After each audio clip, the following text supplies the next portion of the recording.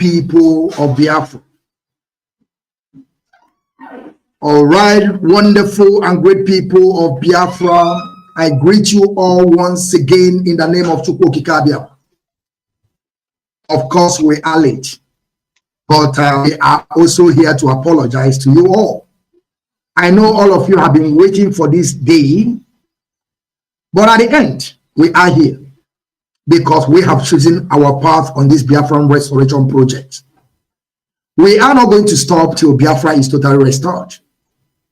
That is why whenever we promise, you all know what is technology. Sometimes what you plan is not the way it's going to come. But at the end, we are here and we give thanks to Chukwu Okikabia.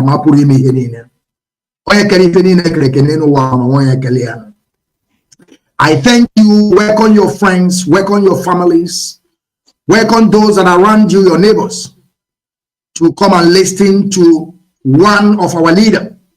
He is here with us, and I'm going to proceed without wasting time because we are here for a business. Of course, you may call it trade by barter, but the business of Biafran Restoration Project is something that we are going to continue till Biafra is totally restored. Let me introduce myself to you all, some of you that are joining us for the first time. Great people and wonderful people, I thank you all for joining us today.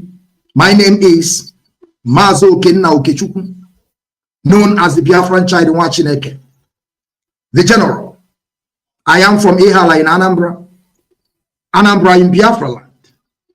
You know, I always say three things that I will keep on mentioning without stopping. The highest commander of this movement is Mazi Nnamdi Kanu. Some of you always ask, who is the highest authority? It's only Mazi Nnamdi Kanu. And TOS that is championing this struggle today, in the person of Mazi Chike Doziem, the head of Directorate of State, is the man in charge. Of course, if you like, you go and hit your head on the wall. He is the man in charge now, on absent of our leader. And IPOB is our family. And these three things, I must defend it jealously. Mazi, I want you to take over the mic and explain the great people of Biafra who you are, and your position is very, very important. All right. Thank you very much, my brother Mazi Okechukwu, the general himself. Good afternoon from here, and my name is Mazi Okechukwu. I am from Owura province, and I reside here in the Republic of Ireland.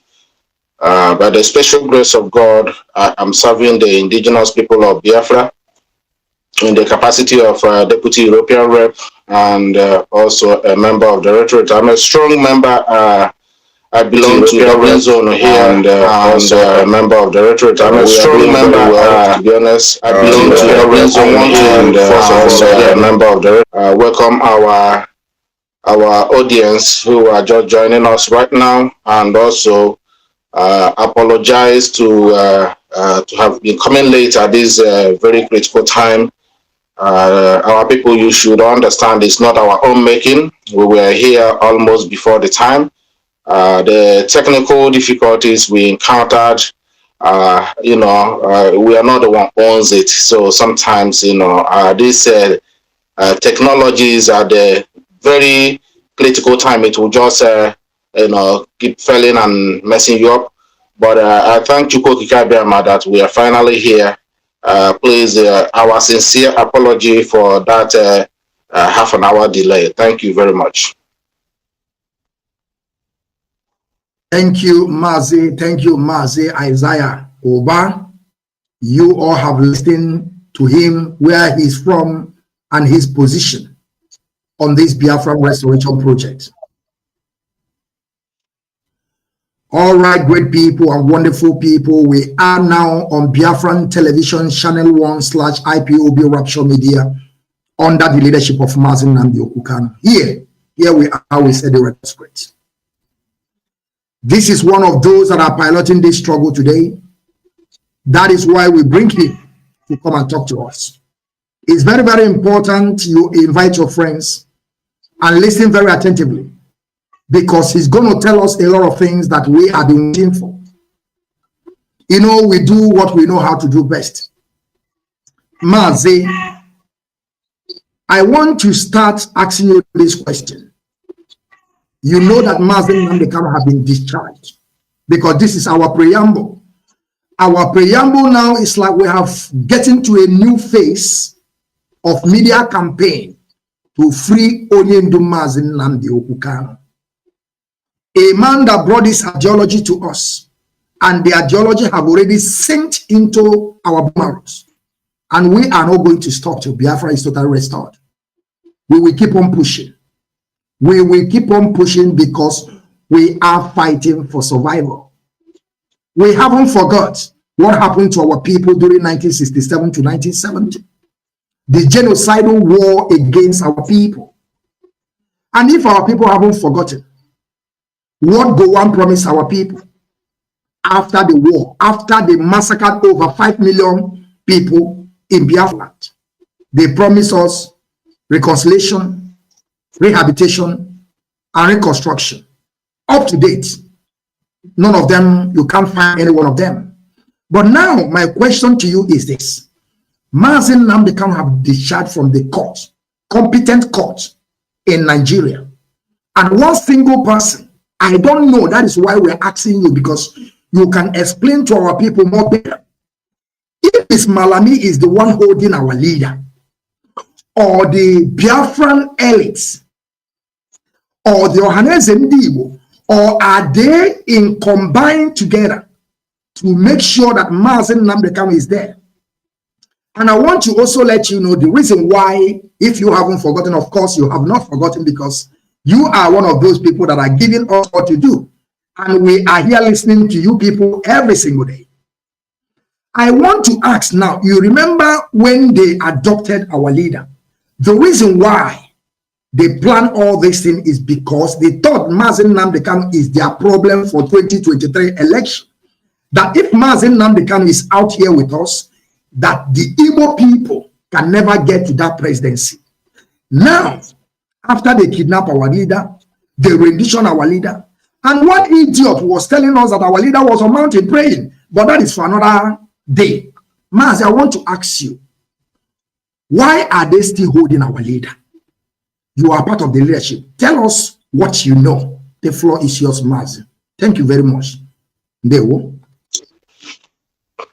All right, thank you very much. Thank you very much, my brother. That's a very critical question that is in the minds of everybody, and what everybody is looking and searching for the answer. And in as much you and I is here doing the needful, we are trying our best to make sure that we give our people the best guideline in the best of our ability, and educate them. One thing, first of all, we should understand that our leader remains our leader. Mazi Nnamdi Kanu cannot be, exchanged for any personal gain for those who are serving the Fulanis. Our respect and loyalty lies to him.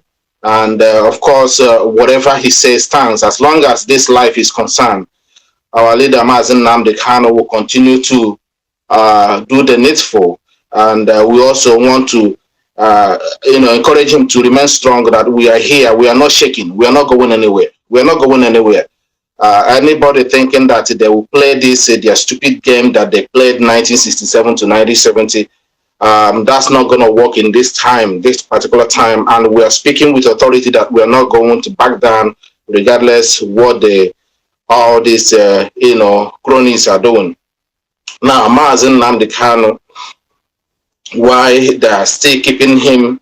They thought that when they got him, kidnap him the way they did in a rogue style. I call it in a rogue style, a country that acts like a rogue state. I see Nigerian state as a rogue state, and that is exactly what they are living up to. So we don't expect anything less than what we are seeing now. They have exposed themselves to the public, and the shame now is coming back on them. That is why they are still holding Mazi Nnamdi Kanu. You understand? Because they know they have committed a heinous crime against their own law and also against the international community. And now the whole world is looking at Nigeria, Nigerian government displaying at their own ignorance. And let me tell our political elites that are playing prank with the lives of 70 million people. We have made it very clear to them that before you kidnap Mazi Nnamdi Kanu, he has already finished the job. He has done the job. And that's why you and I are still able to stand here now doing what we are doing, regardless his absence. That is to tell them that message we are telling them, that we are not going to back down. Mazi Nnamdi Kanu has done his job. Now they had him, thinking that once they had him, he's the one causing the insecurity. They are using him just to try to play to the world that the ones you had Nnamdi Kanu, the insecurity in the north, not even in the south, in the north will stop. He's the one fueling it from the east. But to their greatest surprise, which is why they are finding it difficult now on what to do. They had Mazi Nnamdi Kanu. The insecurity in the north has continued, which themselves, the northerners, are the ones sponsoring it, the politicians. You see in recent time that they are about to change their useless, worthless Naira note. Now you see sacks of Nigerian money being pushed out to the public. Some of them have rotted in the place they hide it in the north. Some of them been carried with a trailer load. And now, because Mazi, some people were thinking they just want to change the color of the note. They don't know what behind printing a new money. Continue, Mazi. Thank you very much. Mazi, I'm just building this foundation so that our people will know the politics that Fulanis are playing.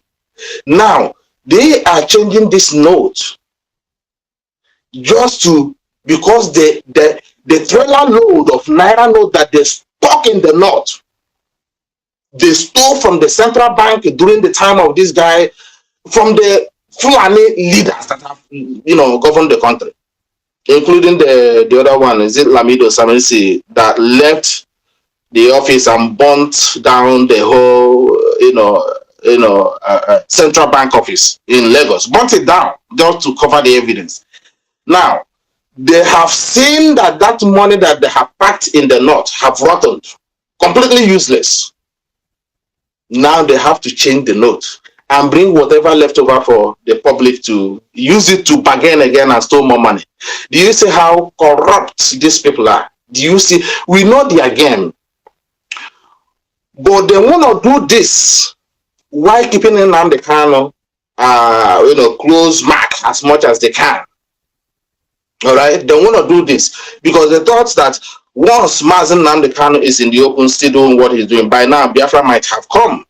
So they hastened to, to kidnap him, to hold him, and now remember very well. Remember that our leader, before he was kidnapped, he warned us about this day coming. In case he doesn't know, but he knew that something is going to happen. He himself had built up his mind, and he himself understand what is ahead of him. You understand? So he already prepared us. Look, that these people have dished out billions of naira, and they had all this money, and the north, we are being slaughtered. The Fulani, we are busy slaughtering them. Hunger was killing them in the north.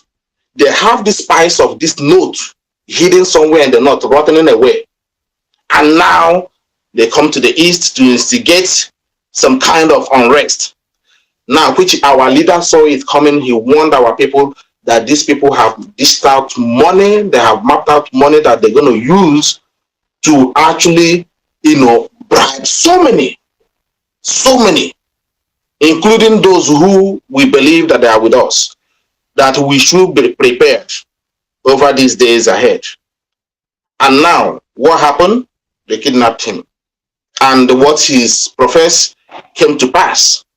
Now, the money that you have seen now being dished out to some, hungry people that has no job somewhere. Some of them are in Europe here doing nothing.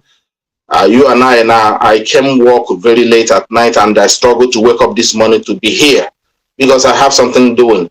We are the ones spending our time and money to restore Biafra, to educate our people on top of it, sacrificing for it, as Mazi Nnamdi Kanu is doing.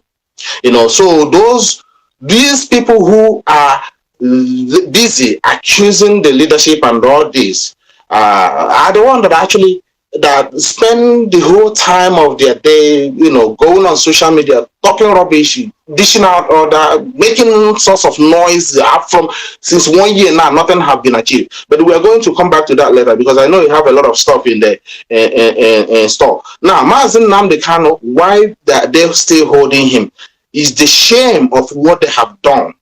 And I want our people to understand. That Mazi Nnamdi Kanu that I know will not walk away from that place without having anything. Without having anything. He made it very clear. I believe you. Either they give him referendum, even if they open that gate for him to walk out, Mazi Nnamdi Kanu that I know will not walk away without them agreeing on something. That this is what is going to happen once I step out, and I'm going to let my people know that this is the agreement, that anything, if you go against it as usual, now you are the one who be held accountable for this. And this is where we are. Now, the Southeast governors and all these Eastern governors, both the coastal region, all of them ganging up and all these things, going to the Malami and all the Fulanis, kissing their asses and licking their shoes just to keep Mazi Nnamdi Kanu holding, and the more you hold him, it's going to give us opportunity to achieve, to mobilize. But the same thing Wike did. Where is Wike today? They used him, they took his money, and they gave him nothing. One thing we are saying, that the Mazi Nnamdi Kanu is not in their making, it's not in their hand. Mazi Nnamdi Kanu will be set free and Biafra will be restored. Nobody is holding him. I know what is holding Mazi Nnamdi Kanu there. I know the reason why he's there. It's for Biafra restoration, nothing less, nothing more. So we are warning them that without Biafra, both of us are still here.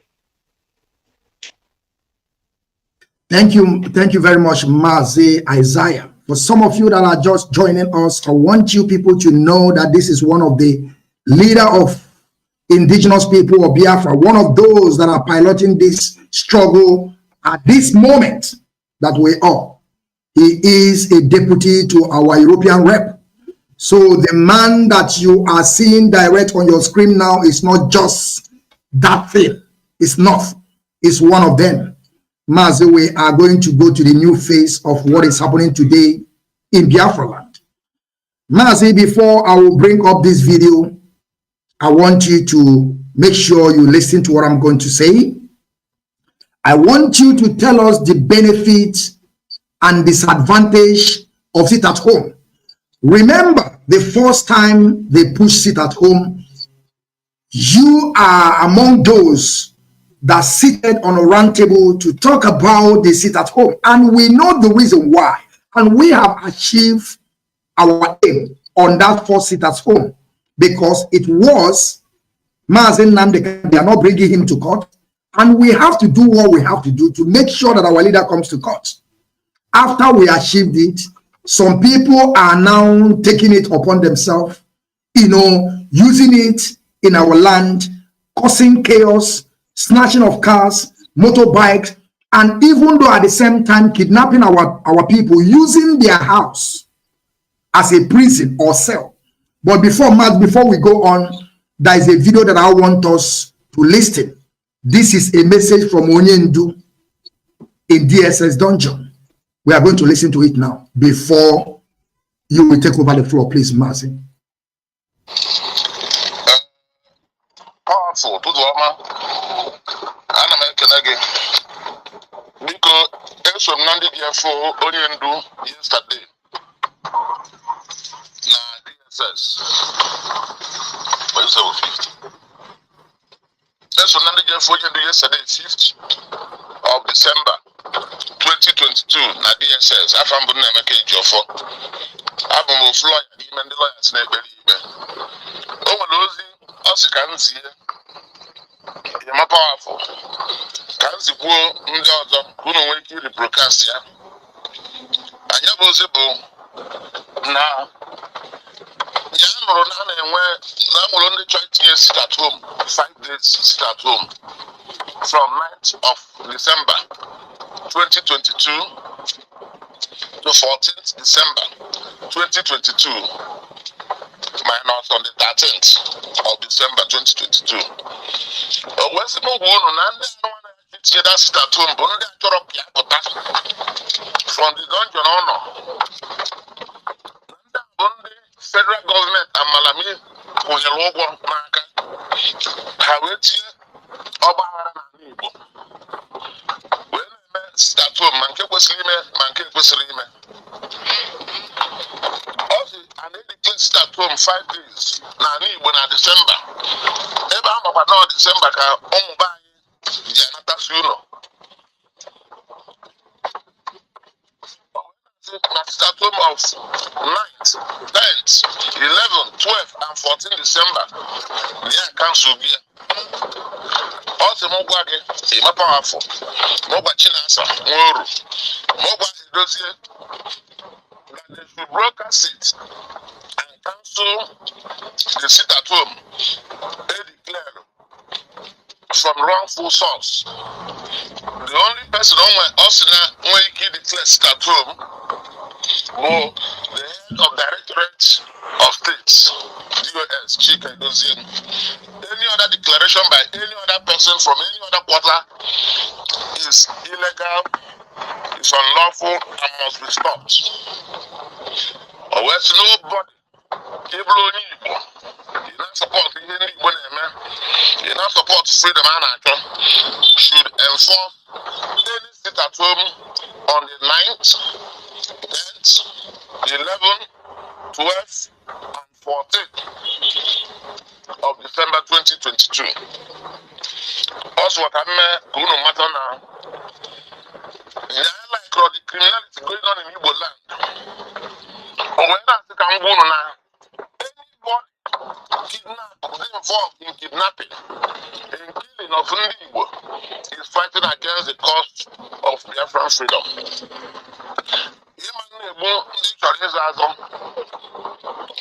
Kidnap property their support. That is not the spirit under which IPOB is formed, and that is not the spirit of the Igbo man to kidnap his own, or to steal, or rob, or kill his own, or run over. What can they have? Recruited bandits. When he came out to Igbo, and I brought in Igbo because of Umime. So anybody from anywhere, whether in Nigeria or outside Nigeria, a command they say kidnap one the mother, especially in the Igbo. Must you not put to her?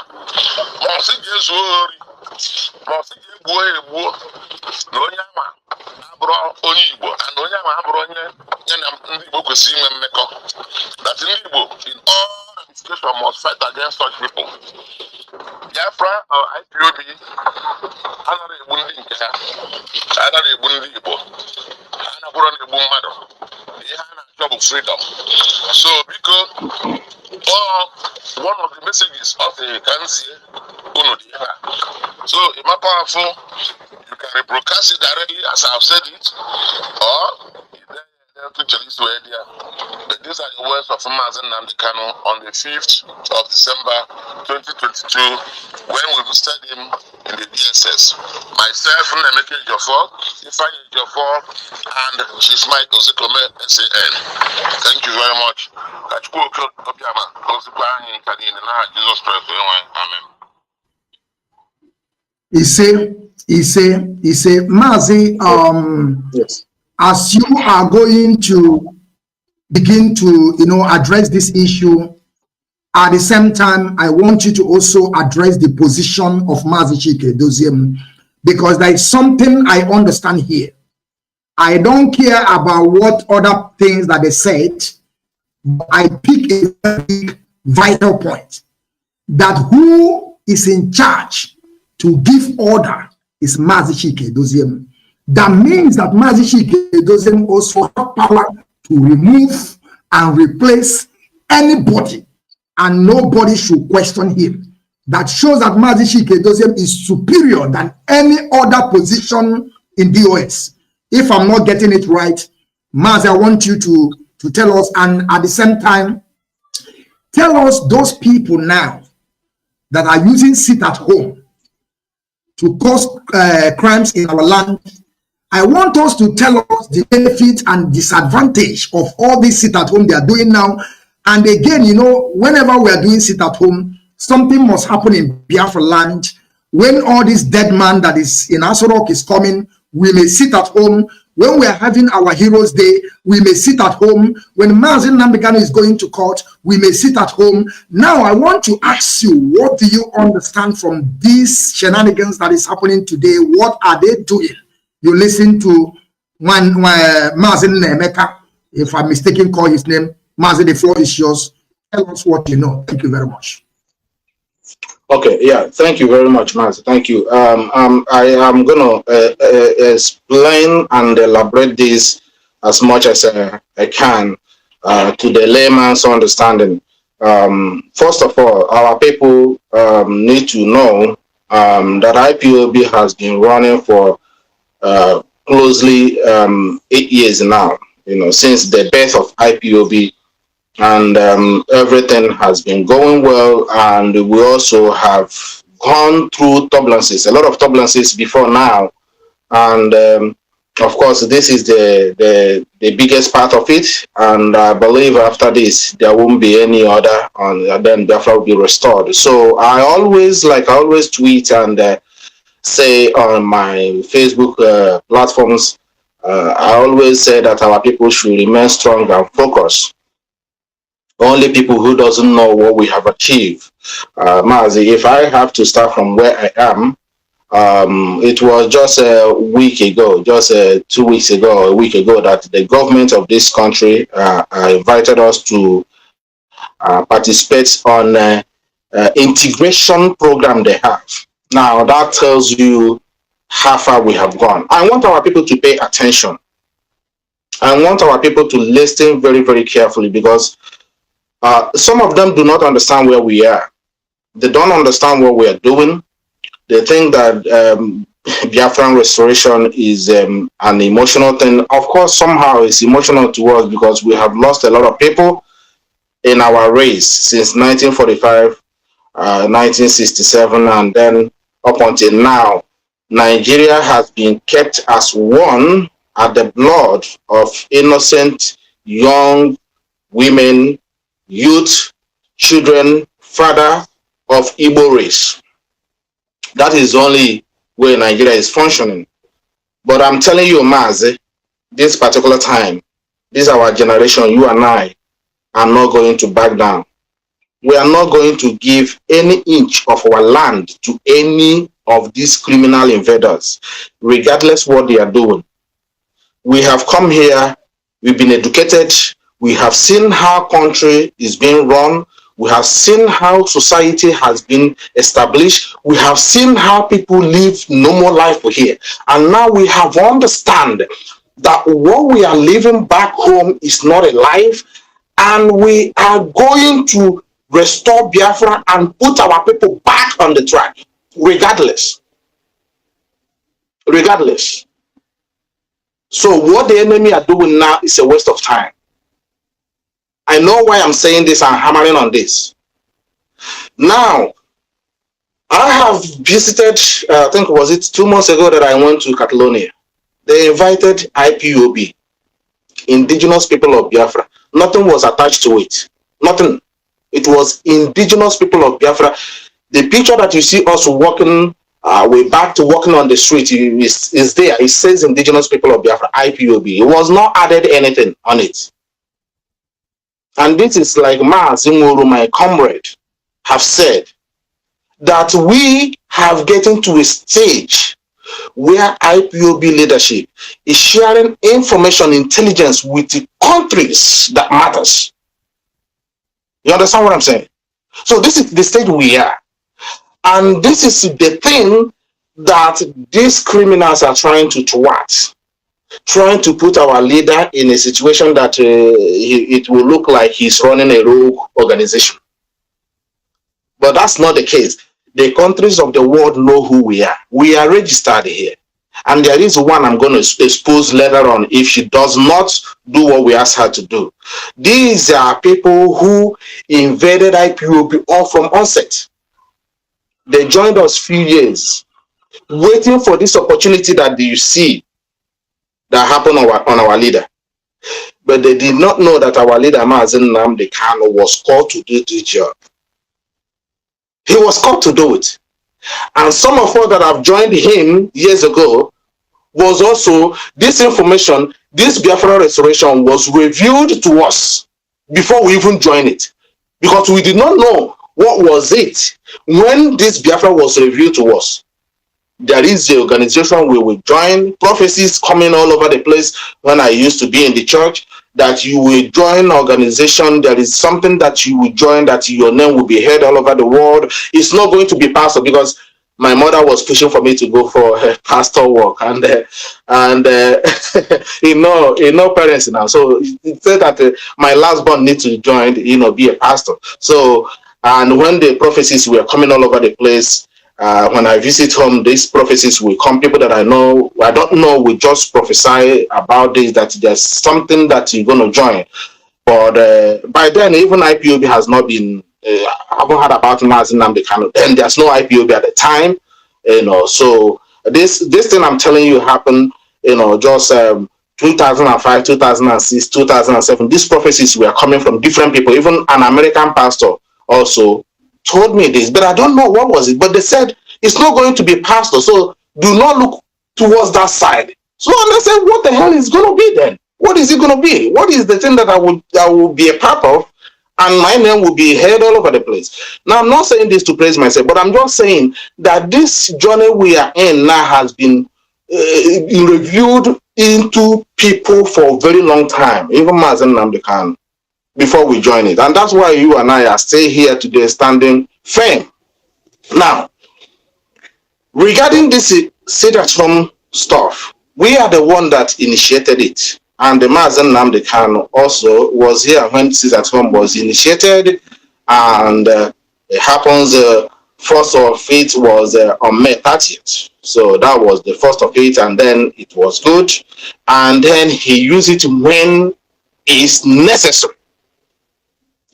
Now, when Mazi Nnamdi Kanu was kidnapped, we are still, people, now let me say something that people need to understand. People were saying that the leadership were quiet. First of all, we are running a movement of nearly 70 million people. And I will say, in my own opinion, the governing body of DOS, of this IPOB, is DOS. And our territory were invaded, even without us knowing it, even when Onyendu was there. The DOS family was invaded, and there are some certain things, some body language we were seeing at that time. Some of us were pinpointing it, and we are trying to know why those behaviors from certain individuals, people who are desperate, and you raise some points, some of them get a bit agitated, so we are monitoring the movement, and also we are giving feedback to Onyendu. But what they tried to do at the time is to try to get Onyendu distanced from his hardliners, and for some reason I'm going to reserve that for another day.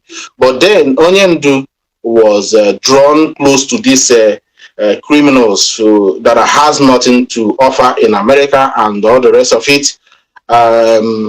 The Nigerian government, these are agents of Nigerian government, and they were paid, giving huge amount of money to be donating somehow to make Onyendu trust them that these are the people that are going to bring about Biafra or help him bring about Biafra, not knowing that these are the people that will sold him, so which they ended up doing what they did. And within this period, Onyendu was kidnapped. We did not know. We did not get any information whatsoever until we start hearing this rumor within 24 hours. I have to call the head of directorate, and also I left a message on the DOS forum saying, look. Mazi, please, because I have to ask you this once again. There's something that you mentioned here, because I heard one idiot last time when this thing just happened. He was saying that Onyendu was on mountain or a mountain. I don't know, is under the mountain, inside the mountain, or on top of mountain praying. You say that you people were not aware that Onyendu were kidnapped. Is it what you are saying? I want you to repeat it again, because I want to hear it. At that particular time, we were not aware of what was going on. So this thing had happened within, within that 8 days of his disappearance. We have not, but some officers who had appointment with him could not reach out to him. You understand? They could not reach out to him, but then they trying to investigate what is going on. Knowing them themselves that communicate with him. I don't want to mention names, of course. We know those who are constantly in communication with him, and also I used to be in communication with him. So there was no sign of him. We thought that is the usual thing, that he's somewhere and we don't want to disturb him until he gets back to some individual that he normally get in touch with. But before we know it, rumors begin to come around that they saw Onyendu has been kidnapped, Onyendu has been apprehended somewhere, and they said, how come? What happened? So we get to our head of the directorate was working as well, and once he came online and got message, he also got some call from us, and he listened to what is going on the OS forum, and he couldn't believe it. Some of us were in shock. So we are suggesting that the meeting should be summoned immediately, so that we can, ascertain if there is any officer or any member that has information on what happened. And he called the meeting in less than few hours that he got that information, the DOS meeting. And I don't want to review some certain things here, but until the right time, there are a lot of information we have that we don't want to review to our people after that meeting. So there are some certain individuals that had information that Onyendu has been kidnapped, and they have said it. They have said it to some non-DOS members. Those people have even had the information, and we don't even know that Onyendu has been kidnapped. They're supposed to bring the alert to the leadership first, but they choose to keep it themselves, waiting to hear that Onyendu has been killed somewhere, and then they will launch the attack. You understand? This is what happened, and we know those. And somebody was invited in DOS to ascertain, and he twists some certain things and trying to intimidate the leadership at the time. I told him, I stood up there, I told him. So continue, because Mazi, why I'm asking you all this thing is like, you are in position to tell us what we have to, people want to understand something. But why at the end, Mazi, we want to understand this thing as part of the leadership.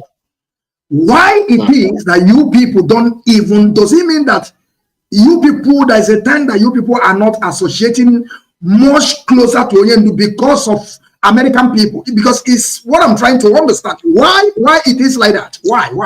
I want to ask. Yes, to my own understanding, there was a little time distance from our leadership, from Onyendu, which it do happen from time to time. And we understand, because this is how the leadership, the DOS operates. So we understand his position. We try to there are some individuals that are constant in contact, that monitors and keep track of him when it's necessary, and also let us know that he's fine. But there was a time there's a little bit of distance, which not too long. I'm not going to say a lot of things here, like I said. That was the time I believe these American people were engaging him, trying to probably keep him away from these people. They are the ones that are going to destroy him. You see that all those times the prophecies start coming from the one they call the ego prophet, the boy that we don't know, nobody knows about this guy. All of a sudden, this guy propped up, and they start sharing his prophecy and instigating fear all over the place that Onyendu is going to be hammered, and this will happen to him, someone that is close to him. And we are also paying attention, regardless that we're not coming to challenge the whole thing. We were paying attention because we don't know. The struggle has, upgraded from where it was before, and it's climbed, it's stepping up to a certain stage that yes, because we are also happy, and we thought that things are moving well. We don't know that we are going into a pit. You are right, because yes, everybody we are happy, even though when they said we are only to announce that they gave us $100,000, we are happy. We know that things are moving fine. We don't know that this is to water their ground. Must continue, please. Continue. And now, if any of us, if Biafrans, the hardcore ones, who has been in this struggle for a very long time, like you and I, can actually, prove what I'm saying, our families everywhere there was a surge of people coming into IPOB family. But their body language sometimes it kept me uncomfortable. Despite that we are giving them oath at that time, there was a surge. And even before then, I have warned my own, my own executive here. By that time, I was still a national coordinator.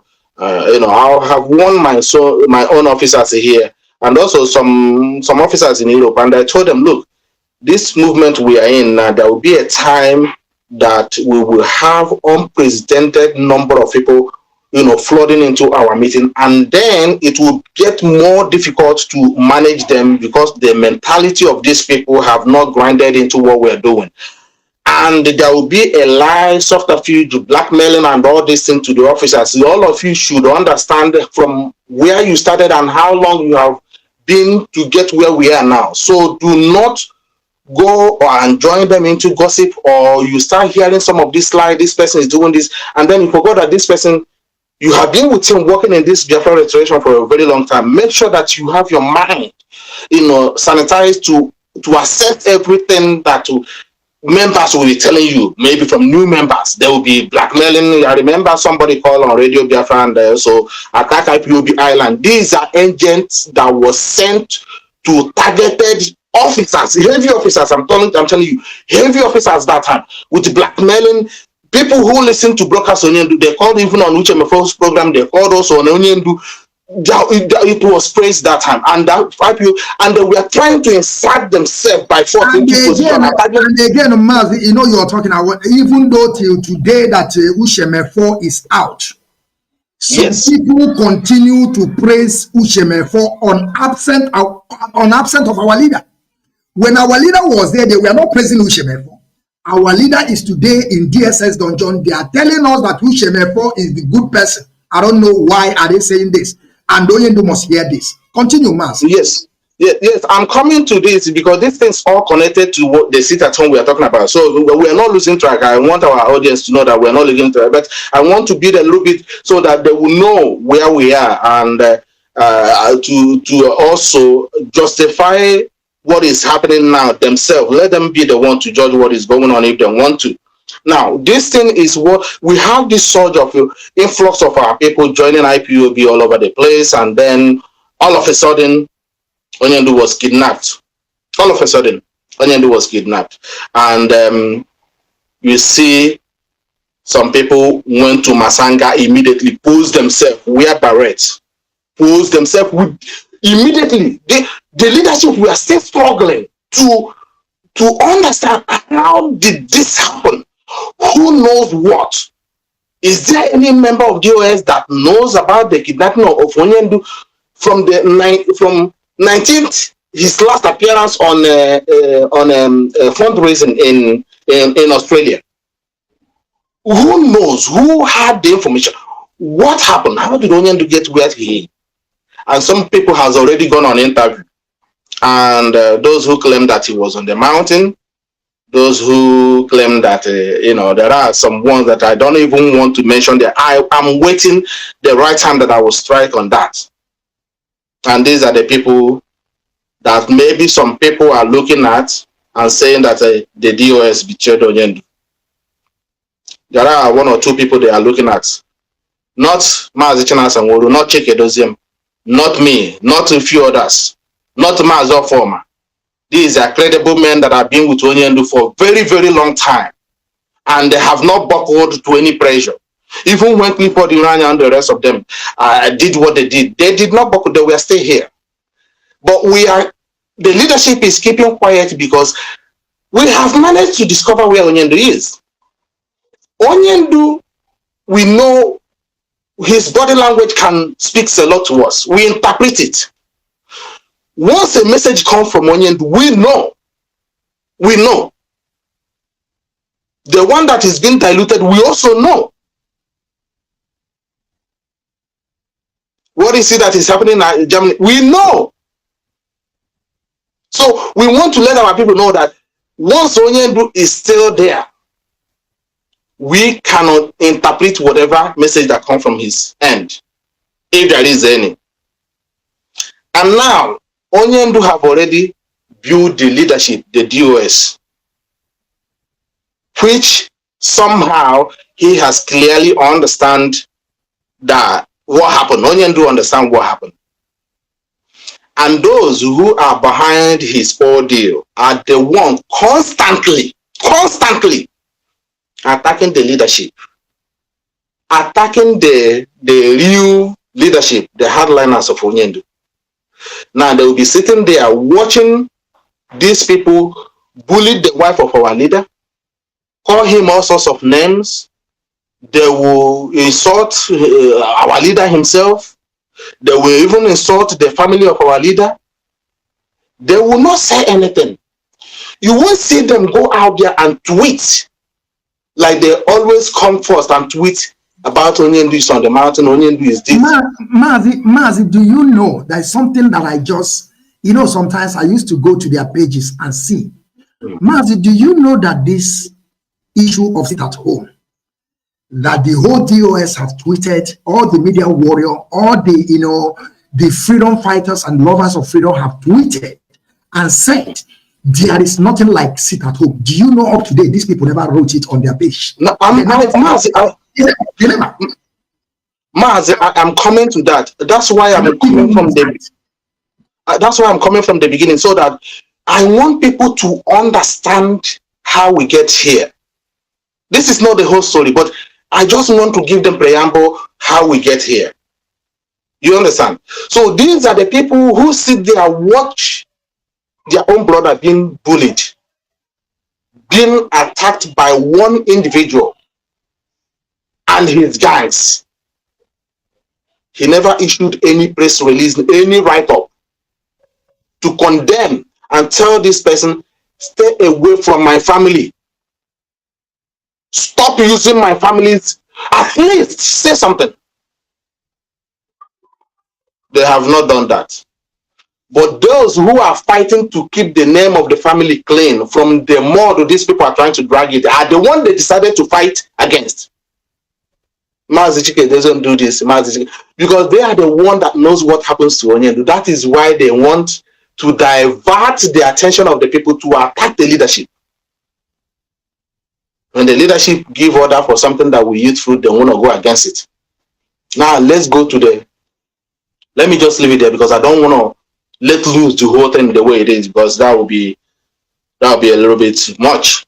But now let's go to the sit at home nonsense that is going on. It was the leadership and Onyendu that started the sit at home thing. And we use it whenever it's necessary. It's not something that you have to abuse. It's part of our weapons, but it's not what will bring Biafra. And now, the sit at home now that this charlatan issued the order. Because some people that are very close, or will I say in the family of Onyendu, aided and abetted this idiot. I am telling you, if some of them have stand up and said, stay away from my family, the world will know that this guy is a criminal. Mazi Isaiah, please. We are going to take a call from the on the ground. We have some reports in Enugu, what is going on in Enugu. We have some our coordinators that they want to tell us what is happening in Enugu. Please, I will allow you, please give them some audience so that they can be able to tell us what is going on before we continue. It's very, very important. Mazi on the ground, the phone is open for you. Please, I want you to tell us what is going on, Mazi. Yeah, Mazi, good morning, good afternoon from here. Kaliswara, my deputy, Mazi Isaiah, I greet you. This is Mazi Okechukwu, right here, speaking from Biafraland here. And our leader still remains one and only, Mazi Nnamdi Kanu. That of them to do Shubukanya. And all it looks now like you are one of them, in the NIFO, you are one of the people missing from Facebook. How we know you are coming back as soon as possible. And all the fanaticals, men and women of all over the world, listening this afternoon, we appreciate all of you. And we want you to take certain things into consideration and listen very, very careful. And our people, you continue to share the program. Before I make my comments, I have our media from Enugu, Biafraland. You want to brief us on the happenings within and around the Enugu, Biafraland as the whole. It's one of our medias. We don't want to mention their names because our brother, our comrade from Enugu, Biafraland. Can you hear us? We are on the very loud and clear. I don't know if you are hearing me too. Yes, we are hearing you sound and clear. All right. I want to appreciate our presenters. Mazi Okechukwu, I must appreciate you for your effort, and I'm thanking all Biafrans and the loyal IPO members who has been doing marvelously well towards this restoration of Biafra. May Chukwu continue to bless and guide us in all ramifications. Just like you rightly said, a lot is happening in Enugu, and I would like to go straight to the point. We all have been seeing what has been transpiring in the Soka issues as a local government. In issues of that is, if you come to issues as a local government, we have various communities. Communities in the issues are a harmful, Ikem, Agumete, Ipapara, all these places are communities in issues of. Quite a while now, we've been hearing a lot of Fulani herdsmen activities, invaders, killing and naming our people in the farmland, and a whole lot of things is going on. And I can tell you that these are state-sponsored terrorists going from one village to another in Enugu, killing our people. Last week, I'm even surprised that until this moment, no any media from the zoo has come up to write anything or even publish it. It's a grand conspiracy against the people of Biafrans. In issues of not less than 30 people have been killed. A whole lot of them have been displaced. They are no more living in their houses. If you go to a community, the name of the community is Ipapara. Yes, Ipapara community, Agame community, Usamato community. Anyway, I believe the Biafrans who are from that particular area, at least they are hearing me. All this community, they are in fear. It's not most majority of them has been displaced. They are no more living in their houses. Somebody invaded that place last week and they were shooting sporadically, shooting outside, killing all our people, men and women. A lot of them were displaced, and these guys came with AK-47 rifle what they were shouting while they were killing our people was, this is our land, this is our land. That was the only language they understand. That was the only language they were speaking that our people from that axis can only understand. Why the other languages were fufuti, showing that they are core Fulani and they came for a prepared mission. While they were on that operation, the operation lasted for 3 days. It was on the second day that we got notice. We got notified that this is what is happening. And we were shocked. And quite unfortunate that most of this community, they don't have network. The online network is not there for call. They cannot make us. So they have to take bike and go up to 3 or 4 kilometers away from their own community before they can access a network for call. So that was how we were able to, we got the information very lately. Meanwhile, when we got the information, we followed it immediately. On the course of following the information, I got a call from our people in Benue State. These are people sharing the same boundary between Enugu and Benue State, because Isuzo is directly having a boundary with Benue State, which is Oju. So Oju local government in Benue State, although these are called Biafrans, carved into Benue State. I received a call from a community called Inikiri in Benue State, Inikiri in Oju, Benue State. They called me, and they were like, and because we have a family unit there, they called me and were like, that Fulani has stormed their community. Within the same period of time, all these things are happening. Meaning that immediately after they invaded the Osamato, they have to cross over to Inikiri. These people of Inikiri, they are Igbo-speaking Biafran, but carved into Benue State. They called me and they were complaining bitterly that a lot of them has run out of the community. These people of Inikiri, they don't even have network for call. There's no mass, no communication network. They cannot. So only few number of people have phone call there. And we managed to receive this information through one of them who is mobile. So he was able to move to the place where he can access call. So what am I saying in essence that this is a planned attack, and they continue to carry it out. Till this moment, nothing has been done by the state governor or state government. Last time, what Igwa went and did was to deposit 10,000 naira. 10 million naira. Although 10 million naira, why the people rejected it? They said no, that 10 million naira is more than what these people have destroyed. Mazi, please hold on. This 10 million you are talking about, is it to replace the bodies of our people, or in exchange of human being? Is it what Uganda is doing? It's clear it's a form of compensation to the loss of lives, properties, and the whole of the 10 million naira. But the people stood on the ground. They rejected it.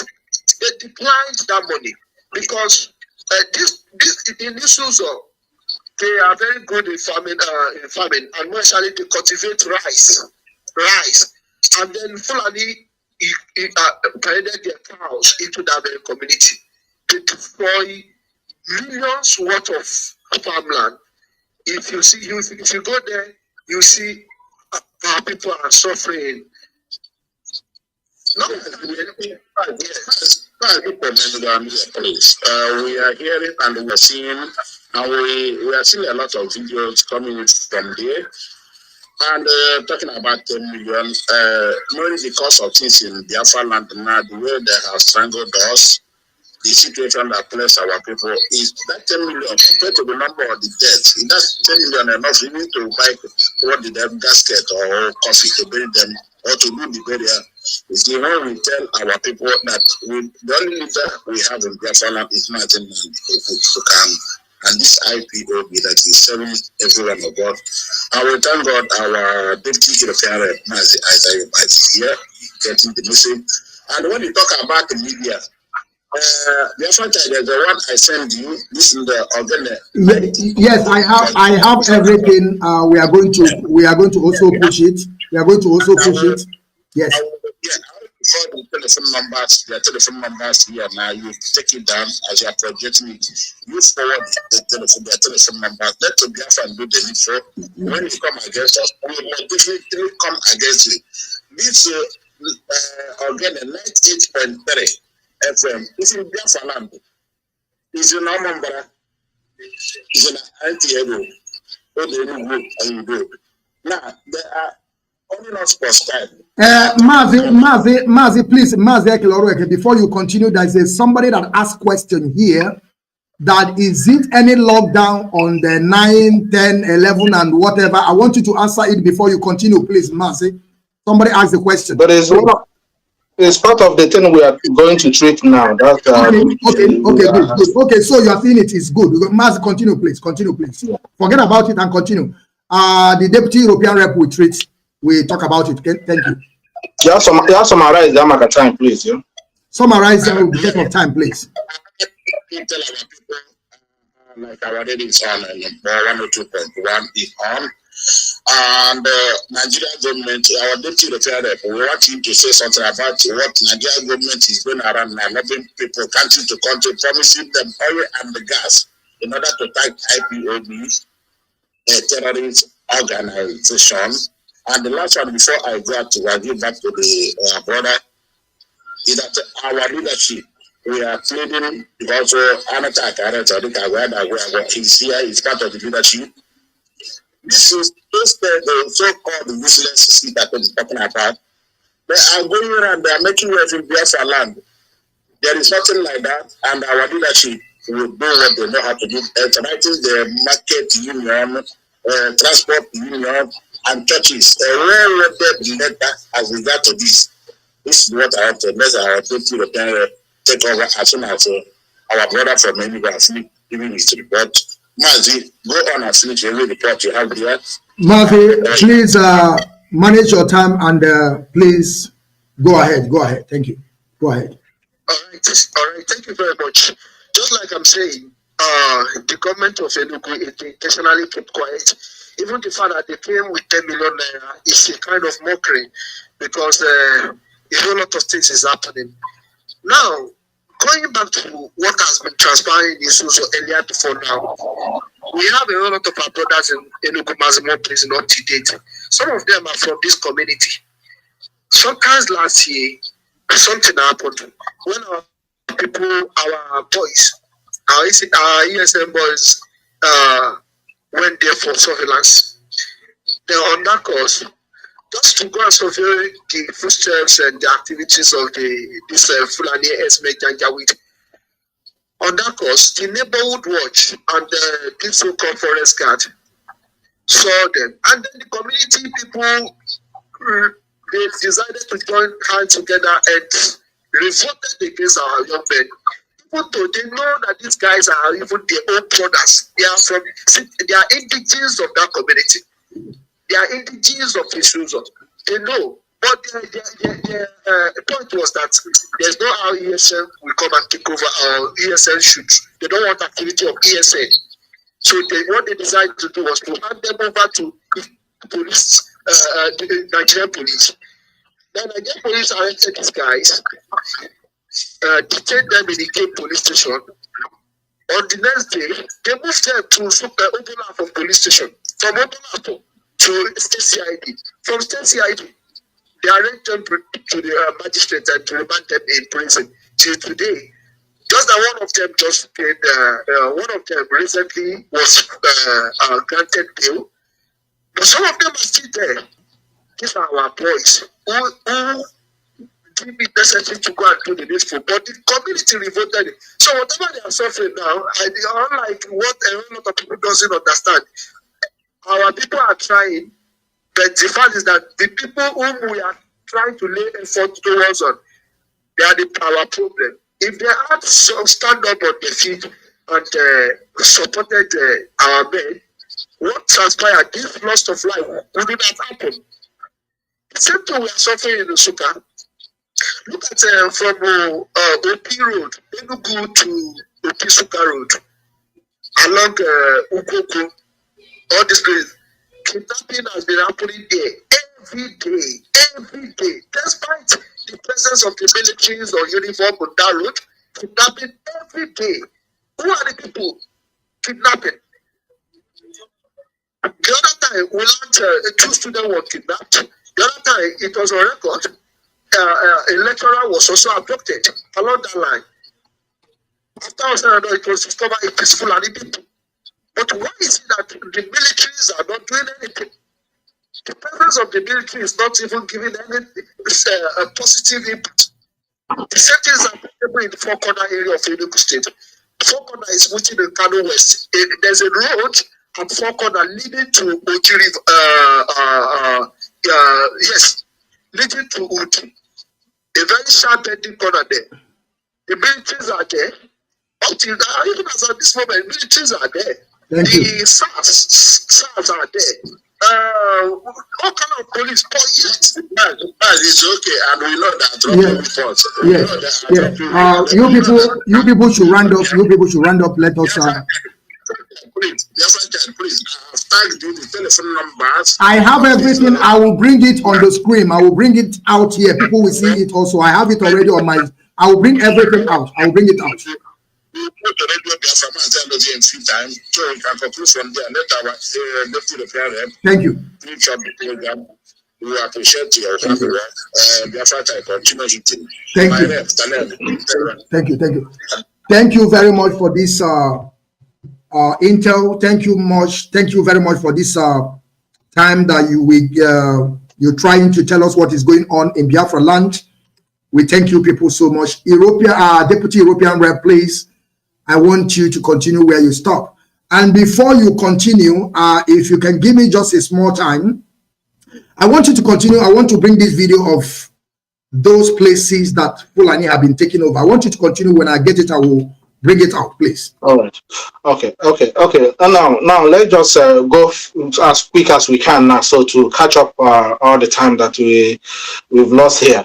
What is happening in Enugu is very, very heartbreaking. But this is what we have warned our people, and that's why we are appealing to our people here in diaspora, mainly those from Enugu side. If you don't understand that they have a significant role to play in this Biafra restoration, they cannot be sitting here enjoying themselves while their own people are being killed back home.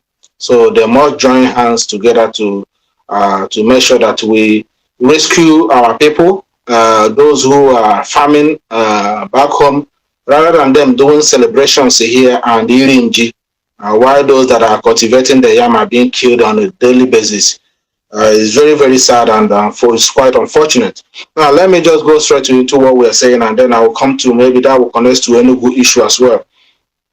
So what the leadership have managed to, put together since our leader were kidnapped, those who knows on time and went outside, prefer to go outside and say to some people who are not members of the leadership of IPOB, or even to the head of directorate. Some of them we are asking the US, they refuse to say anything, but they know. They refuse, they say that they don't know. Why they know? Those people they told, we heard from them that we are told on time, minutes, seconds, when you were kidnapped. These people are evil, and these are the people who are painting, bringing bad name to the leadership of IPO, but in a good time. I want you to see the video they are talking about. This is the video here. The Fulanis has conquered this village. They started so many, in fact, they killed uncountable number of people.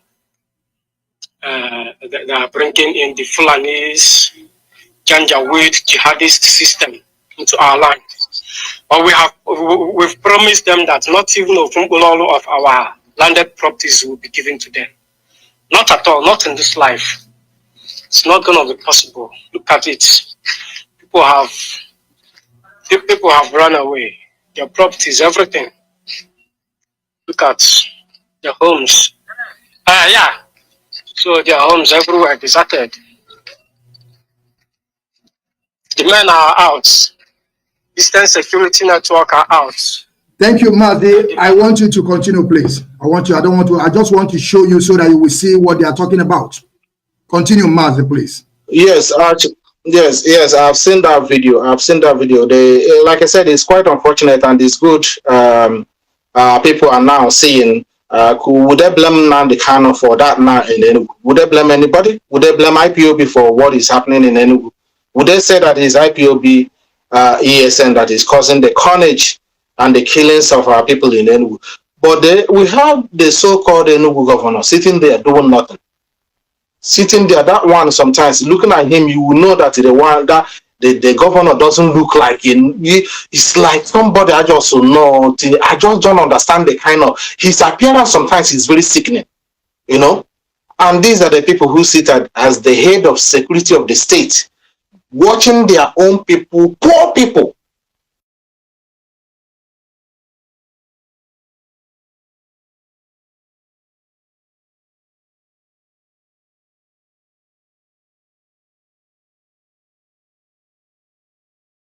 Meeting that we have, they will be laughing at their stupidity.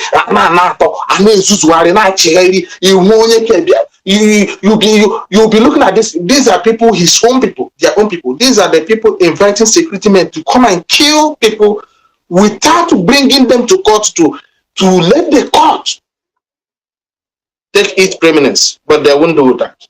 They will look at the young boy, they will shoot him dead. They'll call them Yahoo Plus, they'll call them IPOB, they'll call them reason to kill young youths.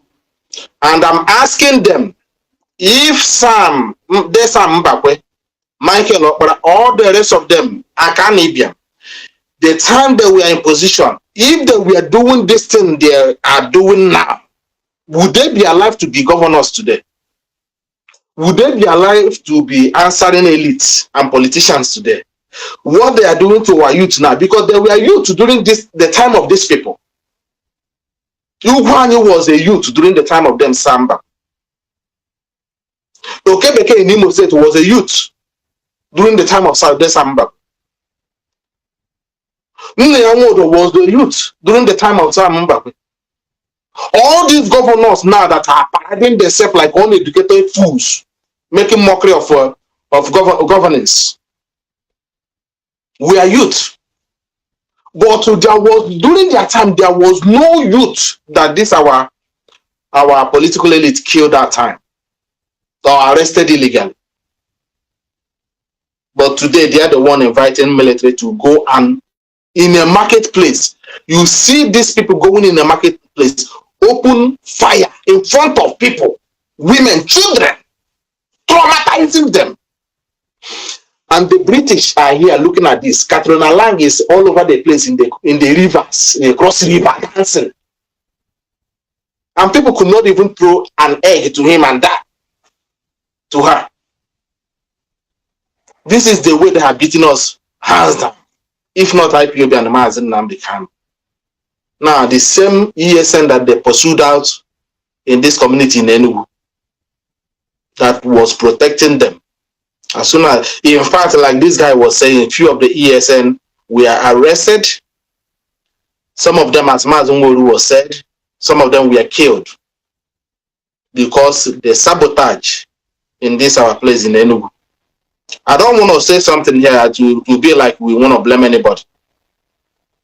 Enugu was the capital of Biafra. Less than 3 months, Enugu fell into the hands of the enemy. And today, they were still doing the same sabotage they did 1967. They don't want to provoke us here to be saying something that we don't want, that will not help us now. At this place, these our people should wake up in Enugu and stop this their sabotaging they are doing. They should stop it. They should wake up now and stop this their madness. 1967, a whole capital within 3 months collapsed. And they had been constantly sabotaging this struggle all the time. ESN personnel came in Enugu to protect them. They sabotaged them. Some of the ESN operatives were killed. Some of them arrested by this community sabotaging them. Now today, the Fulani that they welcome have come and ransacked them from their village and communities. Now who is the fool? Who is the fool? And you see some of our people here misbehaving here in the Western world. Some of them that came from that community, partying here. I don't want to be speak against the spirit like Onyendu said. Now let's continue on what happened with the sit at home now they are talking about now. The sit at home Onyendu IPOB initiated it, and we are using it when it's necessary, applying it when it's necessary, not to abuse it. The time we used it was when Onyendu was kidnapped. We could not see him, whether he's alive, whether he's somewhere. We activated that to pressurize the government to bring out Onyendu if they have him alive. Based on the rumor we are hearing that these people who know that Onyendu was kidnapped never told us. They activated their attacker doggers, attack dogs. Everywhere there were IPOB leadership was mayhem was unleashed on them to destroy it since Onyendu has been picked. So destroy the leadership, so there will be nothing left.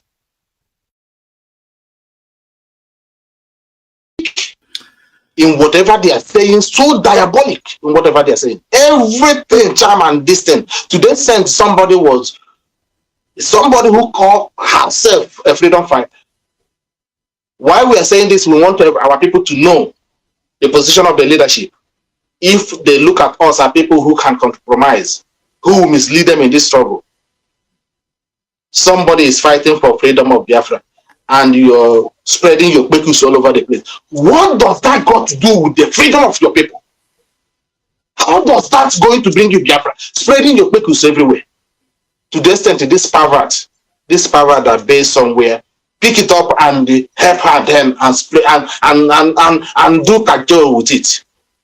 That will remain on internet, on social media. Your children, your grandchildren will see that. They will see it. Because you want to bring Mazi Nnamdi Kanu down. You want to bring IPOB down. Because we are paid agents. Now you have destroyed your life, your generation, and the even unborn generation. They will see that thing that is sacred to you. And they might help you to do that. Now, let me just continue. This sit at home now they are trying to use now. Now, my question now to Biafrans who are listening, because we want to deal with this issue. Now that all of you that are listening here, tell me, what is the reason of sit at home in Christmas time, December time? At the seasonal time that you need to, hustle and make for a living. Even in this country where I am now, all industries, companies are bringing goods for the season to sell, to make money for the season. The person asking you to sit at home 9, 10, 11 and whatever time, for what reason, what purpose? Now that our people are coming home, can you ask the person, what is the purpose of sit at home now? Is Nnamdi Kanu coming to court? Did Nnamdi Kanu sanction that? Did the leadership sanction that? This person that is asking you is doing his own work here, earning money through social media. He claimed that he's a lawyer. And there was nothing. Does a lawyer behave like the way he behaves? This guy did not even reach up to primary 6 school. By the way he speaks, by the way he makes his presentation, by the way he acts, will tell you that this guy did not even attend class 1. All he's doing is muzzle, struggle, positioning himself. Which lawyer would do what he did? Spreading women's private parts on the social media. If that guy has been in IPOB, had it been that guy, if that guy was recognized in the leadership or in IPOB and he did that, IPOB would have died a natural death today. That single act, the Western world, the whole world would have seen IPOB as a useless organization by spreading a picture of a woman. And this is what we're telling our people to understand. And this is the one that's giving you order from where he is. For what purpose? Explain to me what is the reason of sitting at home. What did he want to achieve with it? Now, let me tell you something that some of you that are not paying attention to. IPOB today achieved what we achieved. Is it by sit at home? our court case that Mazi Nnamdi Kanu won both local, international, and their own court, was it truth certain? We have ways of, hitting our targets. Many traps that we have set for the zoo. What you're seeing now in IPOB, this IPOB that we are talking about, the leadership, what we are doing now is orientation of the new nation. Once we get into that new nation, there will be law and order. You will understand it even before it comes to you. You will know the right thing to do. There is one thing Mazi Chinasanworu said on air. And I didn't know there are people that observe such thing. I've never believed that. I was shocked when he said it on air.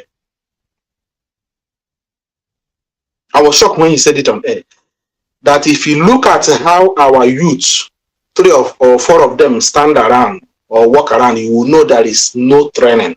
You will understand that. Use that to compare. Mazi, you and I is here. Use that to compare when you see a group of youth here who went to school, who were trained, standing around or walking in a group. See how they behave and compare it with our own youth back home. You will understand that if not IPOB what we are doing, we would have finished as a race by now. And this is what we are trying to put in IPOB. This is what IPOB led by Mazi Nnamdi Kanu discipline to the core. If you're not ready to listen to the directives of IPOB leadership, from zonal coordinator to the national to the state to the get out from IPOB. We are building a nation, for goodness sake. And this is what Nigeria is trying to ridicule now by issuing counter order, asking you to sit at home, when the leadership that Mazi Nnamdi Kanu, the structure Mazi Nnamdi Kanu established to guide you to this promised land, they want you to go against it. They want you to destroy it before even you think to be arriving there. The leadership is here. We meant well. I can decide to quit IPOB tomorrow and enjoy my life here. Because nobody is paying me. I get nothing. I have my family, I have everything here, everything that I need to survive till the end of time. But those fools who come from useless, poor family that have no home training. Look at what they are doing on social media. Can you compare that with Mazi Nnamdi Kanu? They will steal your money. They will come on social media and dance for you. You clap for them and say, right on, you're doing a great job. Who is foolish? Do you know how many people? I don't want to say something. Yes, we are. This country here, we registered here. Issue. As soon as he's back, I'm going to bring him as soon as he's back. Okay, you're back again. Mazi, continue. Mazi, okay, we are still having STEM issue, technical issue. Mazi, you are back. They will continue. Yes. And I want you to round up so that I will bring another phase of this campaign to free Mazi Nnamdi, because yes. We have a lot of yes. Please. Yes. Now, this is it at home now. Who issued the order? There is leadership. There is mechanism in place to guide IPOB, so you don't destroy the discipline. What Nigeria is trying to do, Nigerian agent is trying to do, to get you to go against, to disobey, to go against the structure, the movement that is guiding to you to this Biafra restoration. They want it to look like Nigeria. They want it to look like people who cannot adhere to instruction and laws of the land, which is what Mazi Nnamdi Kanu have taken years to build to this time. Because what we are building is a nation. Once Biafra is restored, everybody will fall into line without too much stress. What we are battling now is what would have been battled inside Biafra, which would destroy Biafra. But we are doing it now. getting our mindset prepared, knowing how to listen to instruction, knowing how to obey instruction, knowing how to obey the law, not to be insubordinate, not to be insubordinate to the leadership. To the leadership. The oath you take that your insubordination, you will not be insubordination to the leadership and to Mazi Nnamdi Kanu also. Go and look at your oath again. This is what we are doing.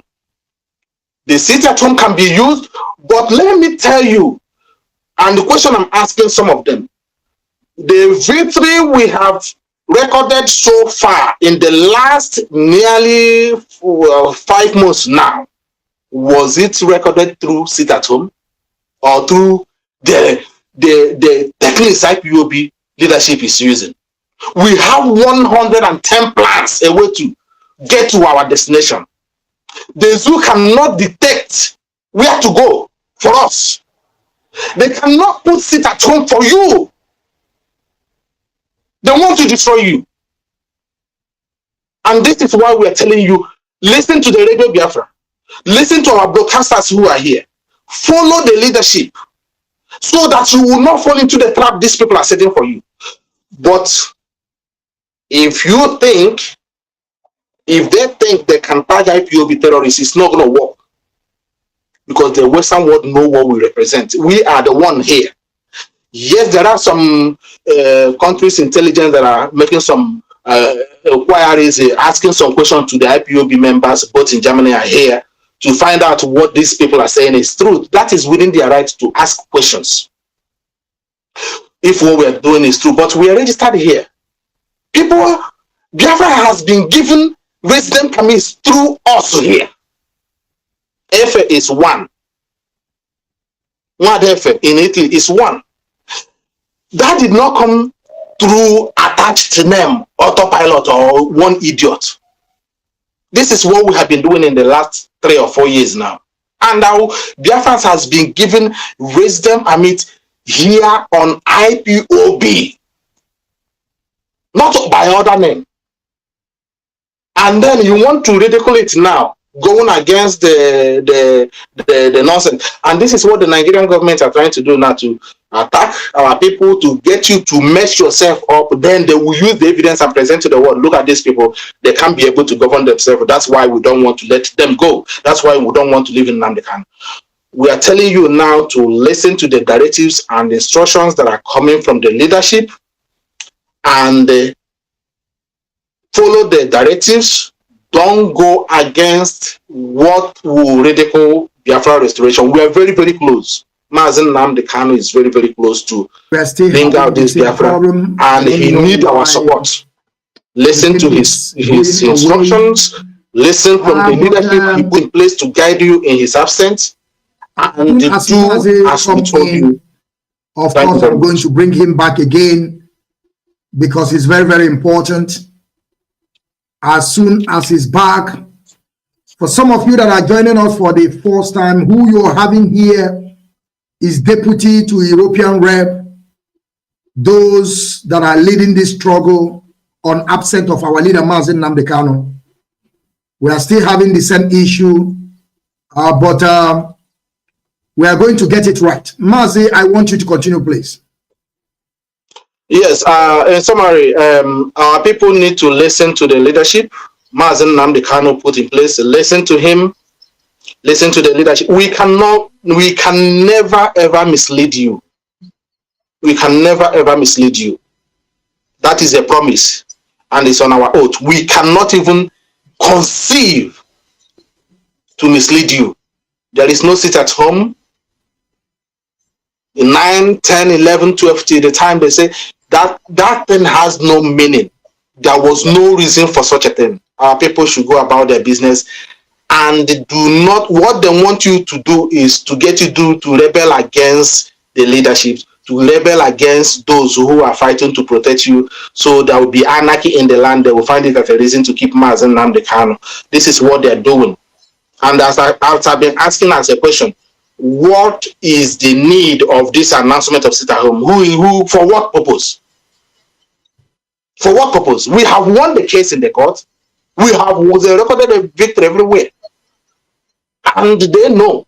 Now they are the one now issuing you the order to through their agency to go and sit at home. For what purpose? For what purpose? Why the leadership and Mazi Nnamdi Kanu have left a message. Now, if you don't want to believe what we're saying, now you have had it from our leader. So what is your reason now? The person you want to make sit at home said, no, he doesn't need it now. Listen to the leadership. I will order them whatever they want to from what I want you to do, and the order will come from them. So this is what I want to say about the leadership, about the sit at home. There's nothing as such until the leadership announced that. Thank you very much. Thank you, Mazi. Thank you very much for this wonderful speech that you gave to our people. Like some of you that are just joining us for the first time, or you are just listening to us now, who we have here on Biafran television channel 1, like I said, we are on frequency. We are different from them. We are on satellite. We are on Biafran television channel 1/IPOB Rapture Media under the leadership of Mazi Nnamdi Kanu. And I will keep on saying this, whether you like it or not. Mazi Okechukwu is the man in charge, on absence of our leader. I hope every one of you heard the message from one of our barrister, the message from Oyendu Mazi Nnamdi Kanu, that Mazi Okechukwu is only one, only him. They are not two. Only him can give order, only him. If Mazi Nnamdi, you know, the last time that the wife of our leader came out to tell us that Mazi Okechukwu is the one in charge, all of them came, why, and I appeal obrasly. But Stefani Ejiofor also came out and tell us, they say it's lie. Another barrister have already come. But I want to say this. I don't hate anybody. I also want Aloy Ejimako, whenever he go to visit Onyendu, he should come out and tell us what Onyendu said. We don't need to be telling us Onyendu said that you should bring this person back. Onyendu said you should remove this person. That thing is in the hands of Mazi Okechukwu to do it. That is an order. And he should report it to Mazi Okechukwu. Mazi Okechukwu is the person in charge to do it now. Not to begin to tell us something like order. You report to the head of directorate. Mazi Okechukwu now will carry the order. When Onyendu give you a normal message, come and tell us. Like all this no sit at home, we never heard it from any of you. You people should come and tell us when you visit Onyendu. What did Onyendu said about all this sit at home too? Because you people are also visiting Onyendu. I don't want to hear Onyendu say that you should change this one. Onyendu said that you bring this one back. That is not in your possession. Your own is to go there and speak to Onyendu. If it's something that is order, you give it to Mazi Okechukwu. Because the last one I have said it again. Mazi Okechukwu.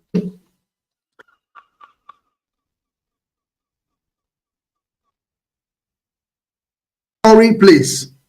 I want to go to this man. His name is Omar Musa, and this Omar Musa is a general officer, commander, GOC of 82 Division of Nigeria Army, Enugu.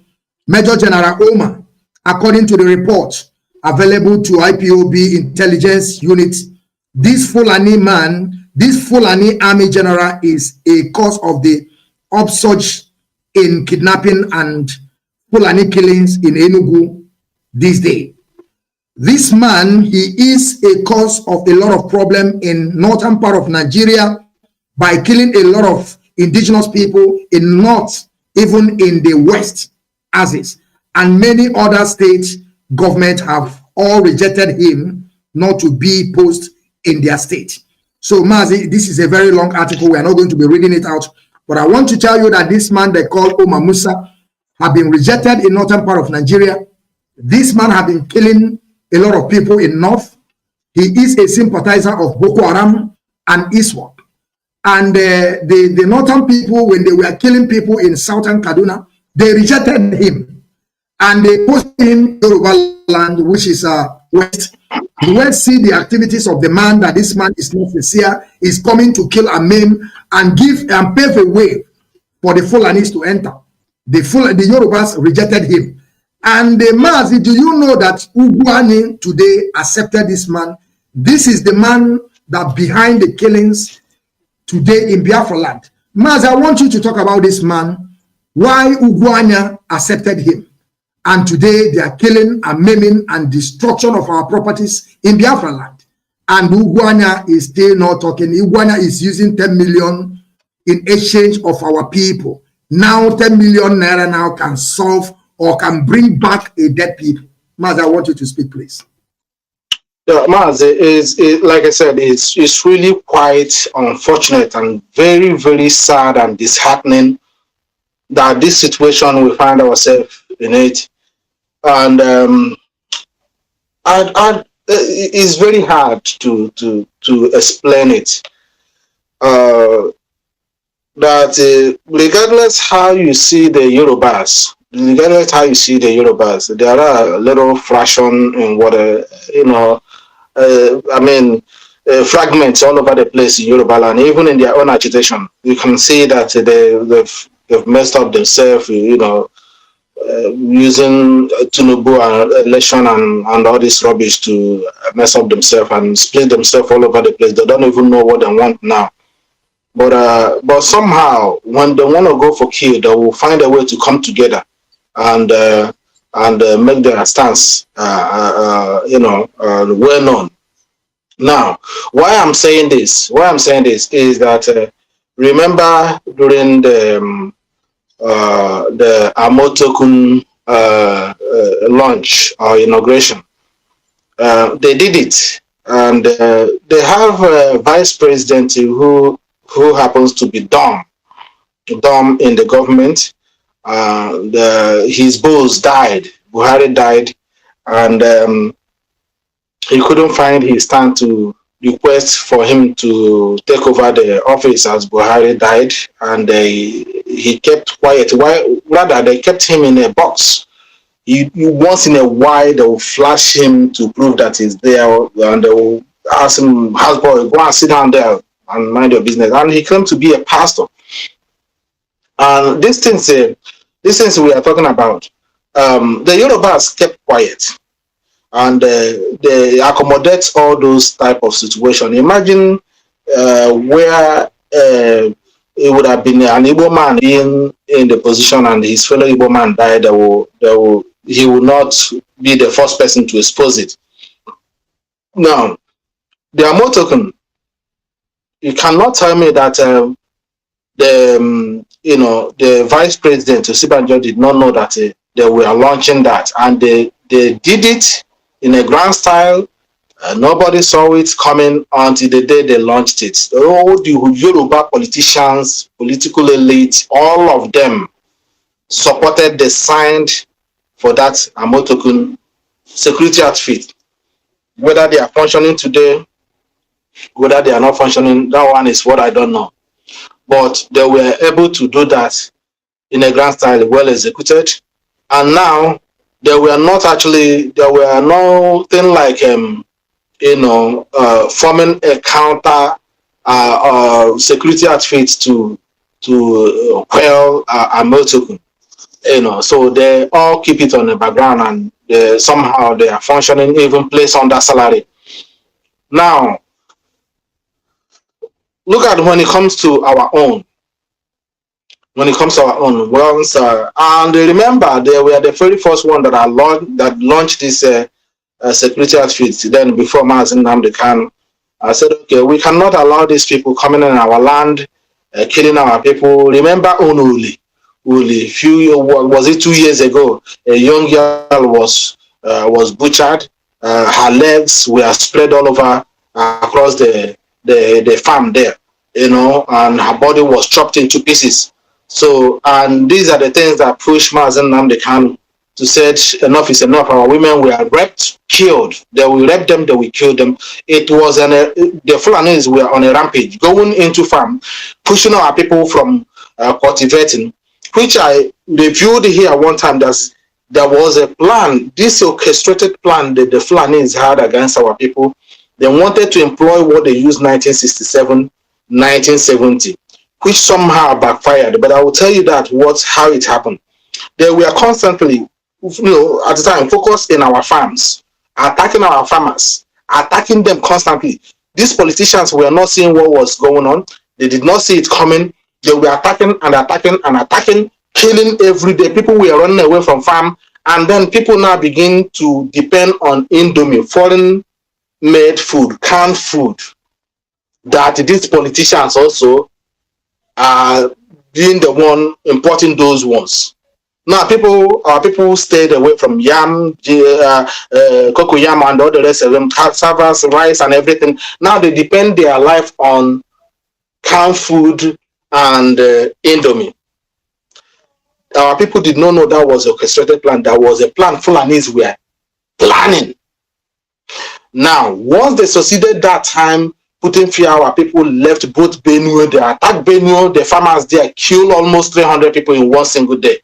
Attack Enugu, attack Ipob state. They were on a rampage. Then Mazi Nnamdi Kanu said, no, this thing cannot be happening here.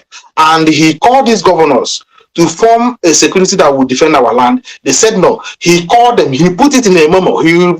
They said no. And Mazi Nnamdi Kanu did it. What did our people do? They went and now formed a Bubago. And after this thing, clearing our people from the bushes, pushing our people from not farming in the farm, no food, no more food was coming into the town, and people were, things become very expensive.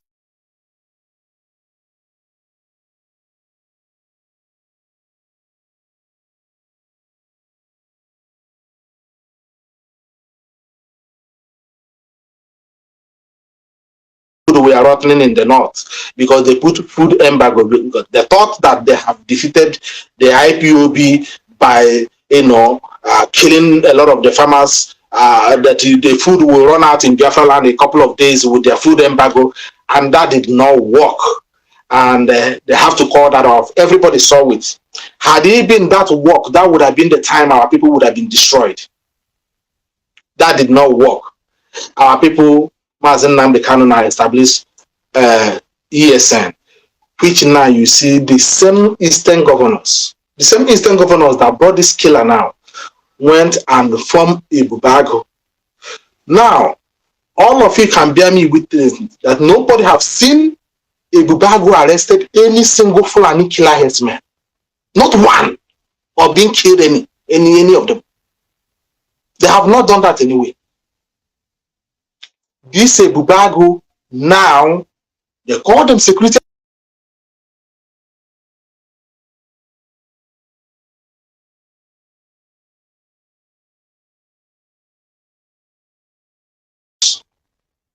They perceive that could be a young grown-up boy that is looking for better life. They will attack them in a market square, in a marketplace, in anywhere they can. In a public, mostly in a public place where women and children will see them and get traumatized, just to put Biafrans down, just to put the struggle down, just to put in the minds of our people, if you're talking about Biafra, if you're talking about IPOB, it means that. Do you understand? The Obubago security that was meant to protect our bushes, that was meant to protect our marketplaces, that were meant to protect lives and properties, are now the one infiltrated by the same Fulanis and the Nigerian government agents. Now we'll go into a community, they will burn houses, they will kill, they will pillage, they will steal, in an effort to blackmail Mazi Nnamdi Kanu and IPOB, which our men on ground are doing very well now, exposing them, catching them, and exposing those agents they are using, including the idiots here in Finland that is also working for them. This is what we are talking about. Now, this man that was rejected by the Yorubas, rejected by the Benue, rejected by other regions. Now, tell me the reason why somebody like Ugwani or the Southeast governors, if you like, will accept a Fulani man in a 82 division, now paving ways. Look at the massacring of our people. Look at the massacring of our people. Ransacking communities. And none of these governors have said anything. None of them, both from Iguacha, from Wike, to the other one in River State, Cross River State, that is hosting Katrina Lang now. Katrina Lang, now a British High Commissioner, is going to in a community. My brother, we are in Europe here. Have you seen the Nigerian High Commissioner or an African High Commissioner going into a community meetings here, summoning meetings? Have you seen that happen? This is what the British are doing in a bid to destroy Biafra. How many of us has been killed? And I just don't understand the reason why these so-called politicians are not seeing this. And they are not saying anything. And tomorrow, look at what happened, the area you're talking about. They when they kill our people, destroy their lives, and you go and you run quickly and give them 10 million. What's the meaning of 10 million? What is the 10 million going to do? And then there will another community, they will go and kill again and attack them. Then you go and drop 10 million. That's what you'll be doing. That is what you were voted to do for your people. While our women, when they come out to protest, our governors, these governors were there looking, Nigerian military molesting mothers. Maz, you and I are here. We can attest to this. If you ever as an African raped a girl here, an indigent here, you will go for life imprisonment. You will not attempt it. If you manhandle an indigent here, as even as a husband, you manhandle the girl here anyhow, because you are the husband, you will go for prison. But to Fulanis, if you rape a Fulani child, a Fulani woman, heaven and earth will fall. You will see all the Fulani politicians. Look at what they did to Deborah. Look at what they did to Deborah, because Deborah happens to not to be a Fulani girl. And on occasion, they label it that she blasphemed. They stoned that woman and they burnt her. Nigerians didn't do anything. Nothing happened. But to look at our women being raped on a daily basis. Did you see the video of the one that happened in Ebonyi State? The Fulanis were raping one after the other, a girl, a young girl. This one will finish the other one. And you see the Igbo race. Igbo well-to-do in America. They call themselves professors. Watching what is happening to our women. They found no reason to support IPOB. They decided to go to this pervert that is sharing nude picture of Igbo woman, regardless your disagreements with her. That is the situation we find ourselves. And I have said it several times. What the leadership have managed to achieve, Mazi Nnamdi Kanu, is to lecture our people all these years, teach our people, take this power from the politicians,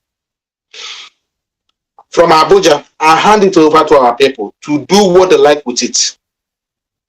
And that is what these people are trying to corrupt now with this their sit-at-home policy that did not come from the people who initiated it from the first place. That's why we are telling our people need to wake up.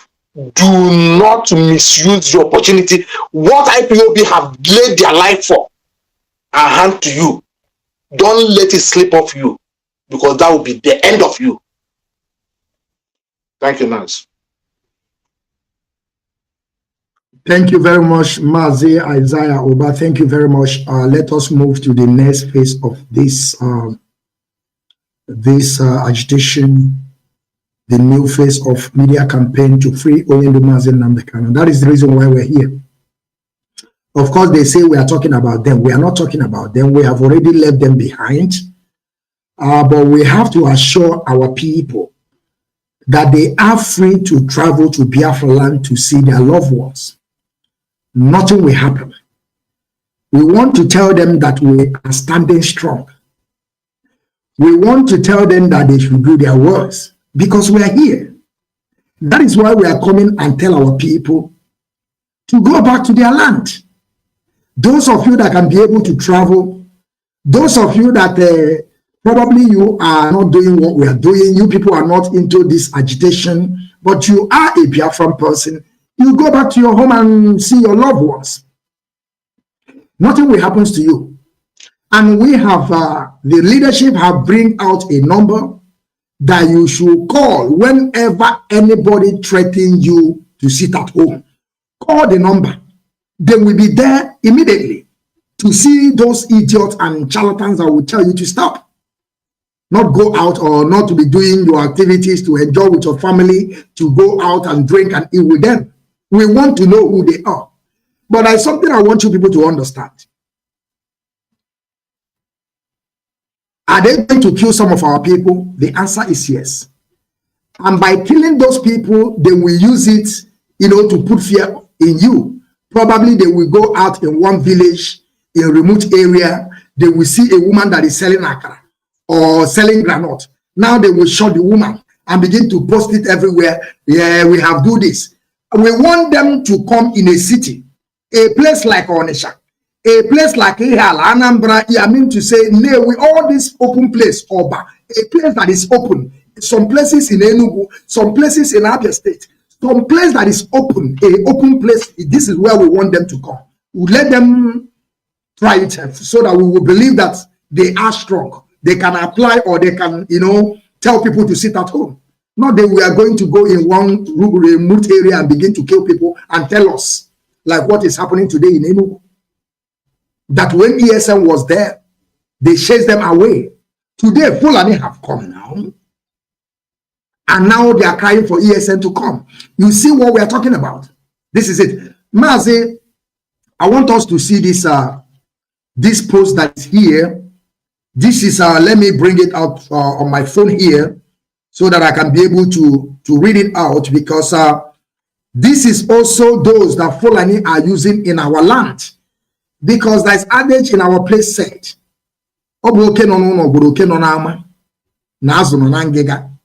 there is no how you can penetrate our people without using our own people that knows Appian ways. How our people can be able, the road that our people will use to escape. The eternal enemies are those that are going to tell them, see this way, go and block it. So I want to tell our people, they should begin to call them and ask them, what is their agenda in Biafraland? They call them Ogene FM. They are Ogene FM, the voice of the people, 98.3. They say they are Ogene FM, the voice of the people, 98.3.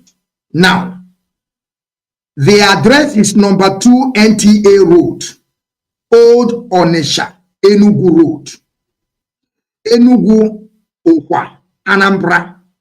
That is where the address is. Let me repeat again. Number 2, NTA Road, Old Onitsha, Enugu Road, Enugu, Okwa, Anambra. That is where their office is. We are not saying that we are going to go and begin to do, but we want to ask them, why are they saying or helping the Fulani to come to our land and begin to massacre our people? Why are they want to be against their own people by propagating false information and begin to lie to people, to lie against people, and giving information to Fulanis? And I would like also call their number so that you people can also help us to reach them and ask them a question, because we always like to ask a question, because maybe, and let me put it in this form, maybe they don't know. Then we should ask them, should be in case if they don't know what they are doing. If they don't know that, Mazi, check your internet. I don't know, you're bridging. And yes, I hope people are listening to me. Let me check my phone. Let me check my phone if people are listening. Because I'm doing double job here. I don't know, maybe these people that I have called before have sent me a message. And before I start this broadcast, I'm supposed to log this comment section, but it does not matter. We are here to educate them. I think my voice is coming out. Let me see. Yes, my voice is coming out, Mazi. My voice is coming out. My voice is coming out through my phone. Yeah. It's steady now. It's steady. Before it has been cutting, breaking. Yeah. All right. It's steady now. Go ahead. It's Facebook. You know, the platform is not ours. They can do whatever they want to do, but we must continue. Their office line is 018-674-94172.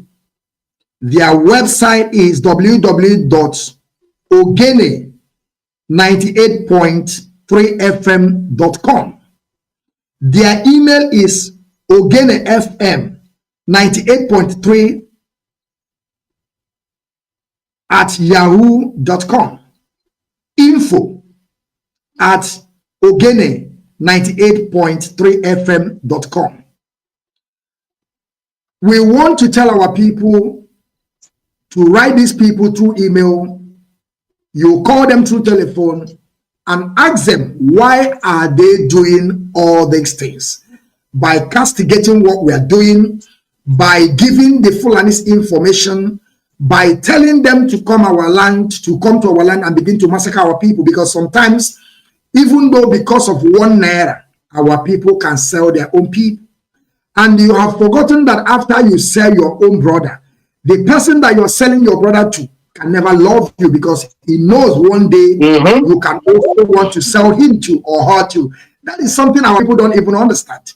Mazi, I want you to say something about this Ogene FM that is, you know, they are in our land doing the beats of Fulani. Thank you, Mazi. Yeah, Mazi, if I don't know if my voice is coming out clear due to the internet interruption from your own end. But yeah, everything is sound and clear. Let me just say this. Ogene FM, these Fulanis and this Nigerian terrorist government knows how to induce our people with money. They have made our land and our youth so vulnerable that now they think that the only way to survive is by selling your own people and then make a living out of them. But one thing our people need to understand: once you sell your own people and only you left, then they will come after you. I want you to watch all those people that have served Fulanis and Nigeria in the past. Yes, betraying our own people.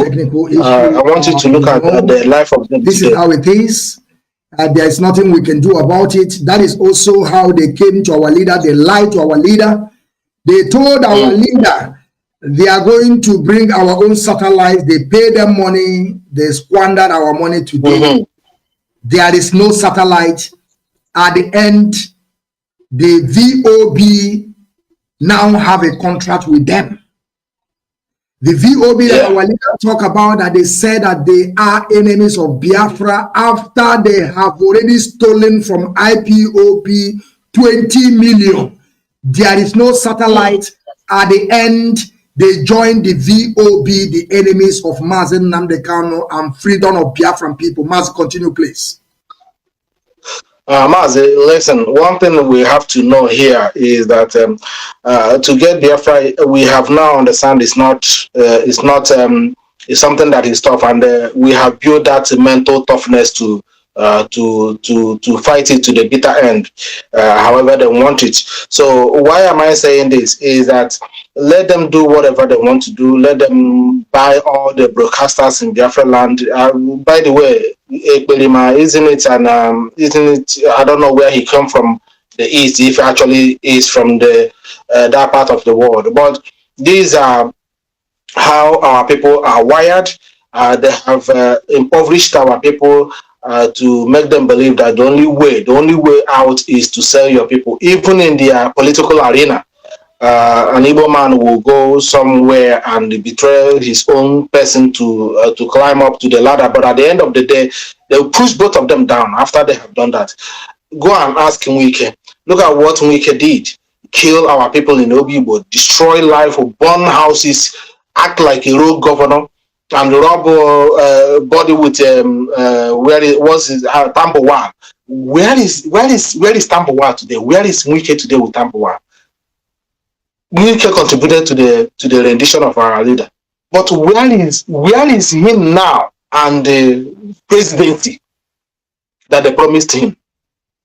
What about David Umahi?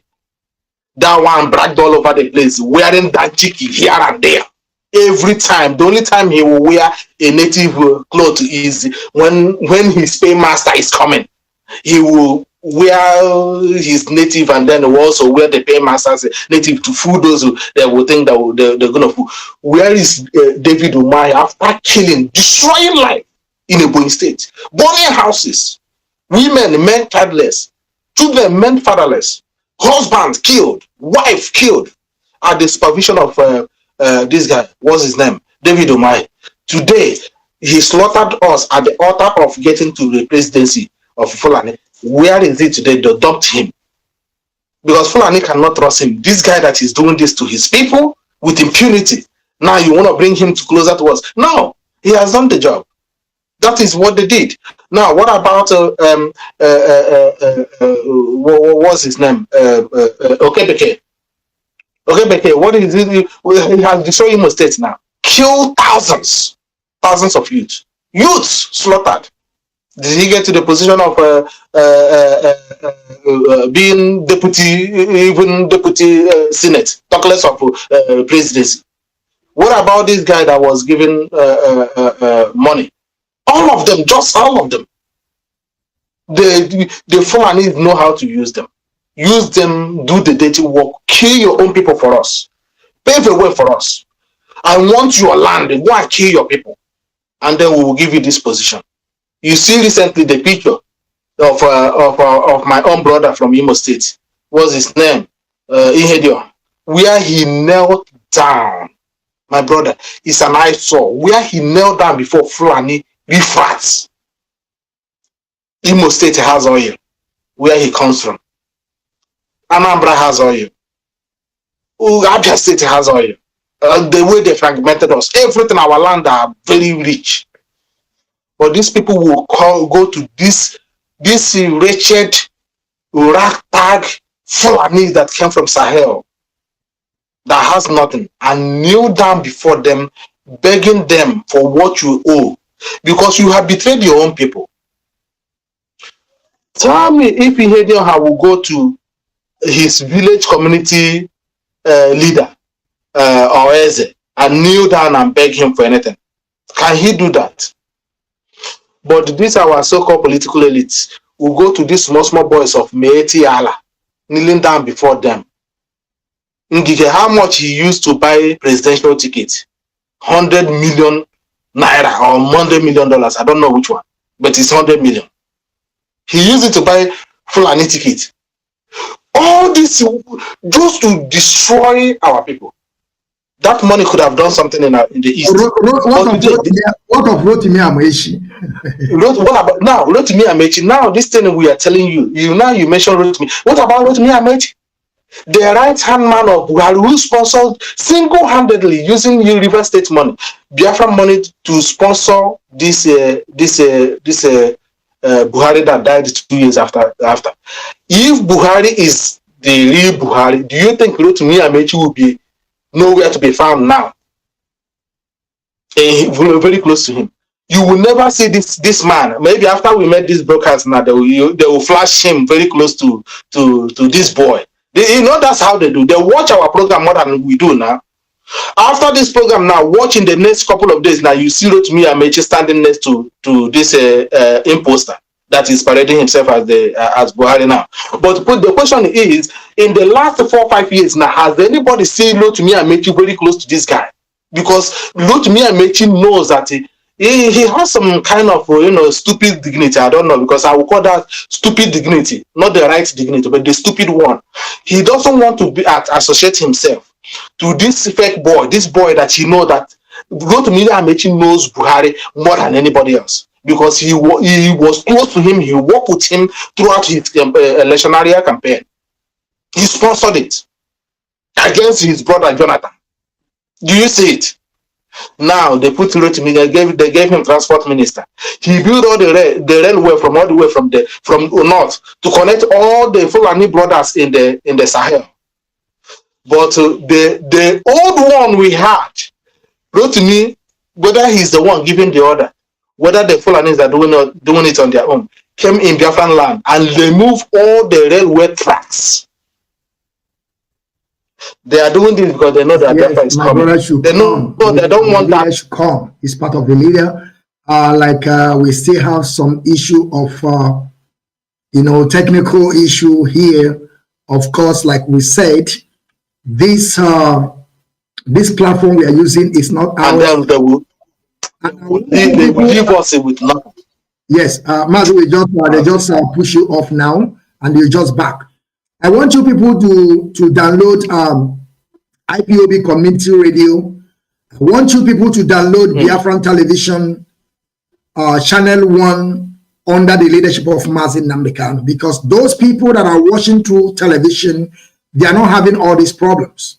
You are going to be hearing us, but I know that when they cut it off, of course, the person that I'm hosting, we also stop talking. But we are still here, and as he's coming back again, if I see his red button, of course I'm going to bring him back, and we are going to talk about this man that I'm showing you people. You are seeing direct on your screen right now. Mazi, before they will begin to disturb us, because we have covered 2 hours. This is always time we are using 2 hours to round up. Mazi, I hope you see this man on the screen. His name is Bello 2G. This man is a confirmed terrorist person. This man have killed and maimed people. And as I'm speaking to you right now, Mazi, this man is free. He's a free man, parading every place in Nigeria. He can travel. He can go from Chad to Niger, from Niger to Mali, and back again to that contraption. He's just moving freely as a free man. But Mazi Nnamdi Kanu that is just agitating for a freedom that is also his right, and is also a part of UN Charter that you have right to agitate. At the same time, this our agitation today have been written in the article of Lugard. After 100 years, if you are not feeling well, if you don't want to continue in that marriage of amalgamation 1914, you can also carry your properties and go on your own. Because I want to also remind you that British people did not only colonize Nigerian people. There is also a lot of countries, I mean, like 3 countries, if I'm not mistaken, like India, Ghana, but it's only Nigeria they amalgamated. That shows that we are not one people. And it was stated on that amalgamation, after 100 years, if you people are not feeling well, you people can also separate, because they know that we are not one people. Mazi, I want you to say something and also use it as your closing remark, because they have begun to disturb us so much, so that we begin to, because you have already tried today, Mazi. Thank you very much, and take over the floor, please. Thank you. Yes, actually, the Facebook, as usual, has been interrupting your speeches, and in the last few minutes, which we understand, because we are beginning.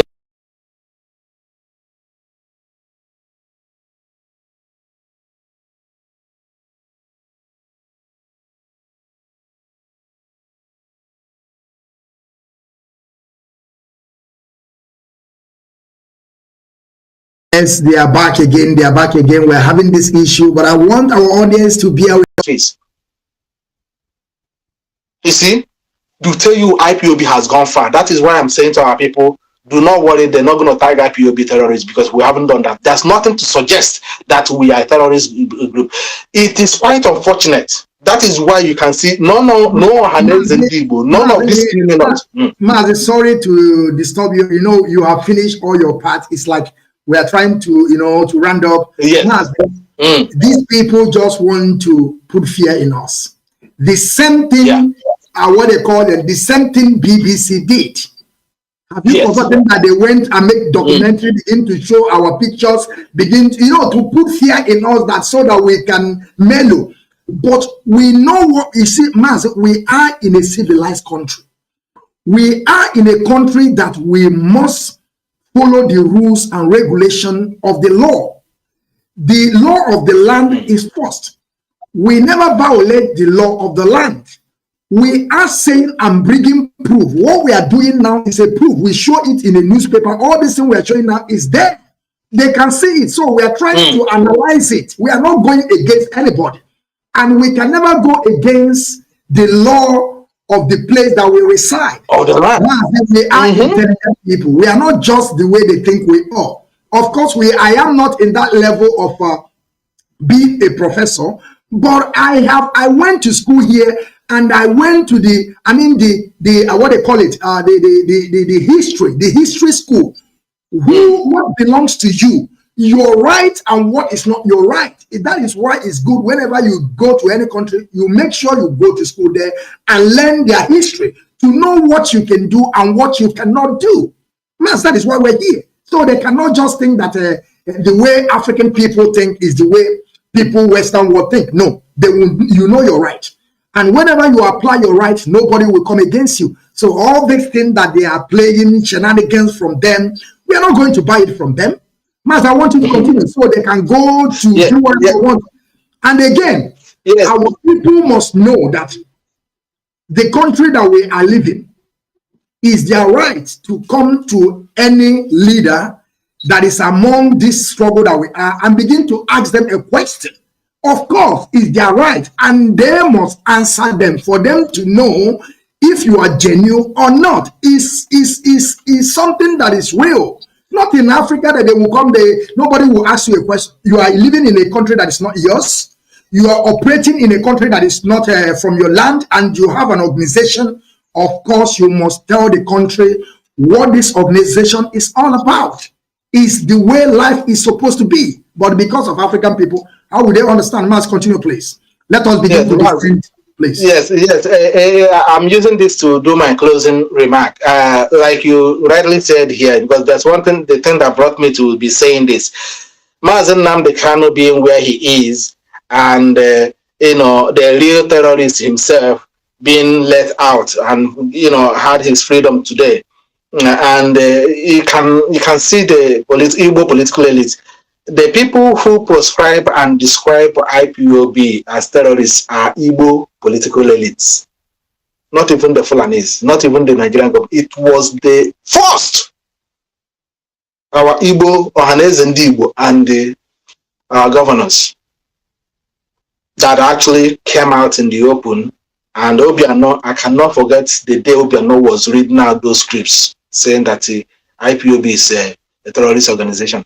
And the question we asked them, what is IPOB? IPOB is indigenous people of Biafra. Indigenous, ndị nwala. Kenu na hala, ne terrorize ha, but terrorists in earlier.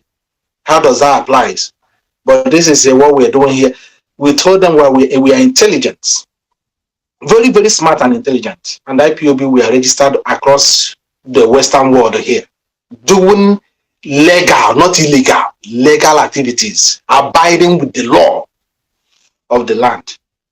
And you want to call us terrorists. They know that we have gone far. We have built IPOB, Mazi Nnamdi Kanu have built IPOB never to fall again. And this IPOB organization is going to restore Biafra. And that's why they want you to sabotage, to go against, issue order from different kinds of source that are not from the leadership, so that it will look like what we're doing is a joke. But that is a lie. We have achieved what we have to achieve. Mazi Nnamdi Kanu, it's up to our people that are sitting there looking, the political elite that betrayed him. They know why they betrayed him. They know Onyendu will come out, and also they know that probably it's not going to go all well with them.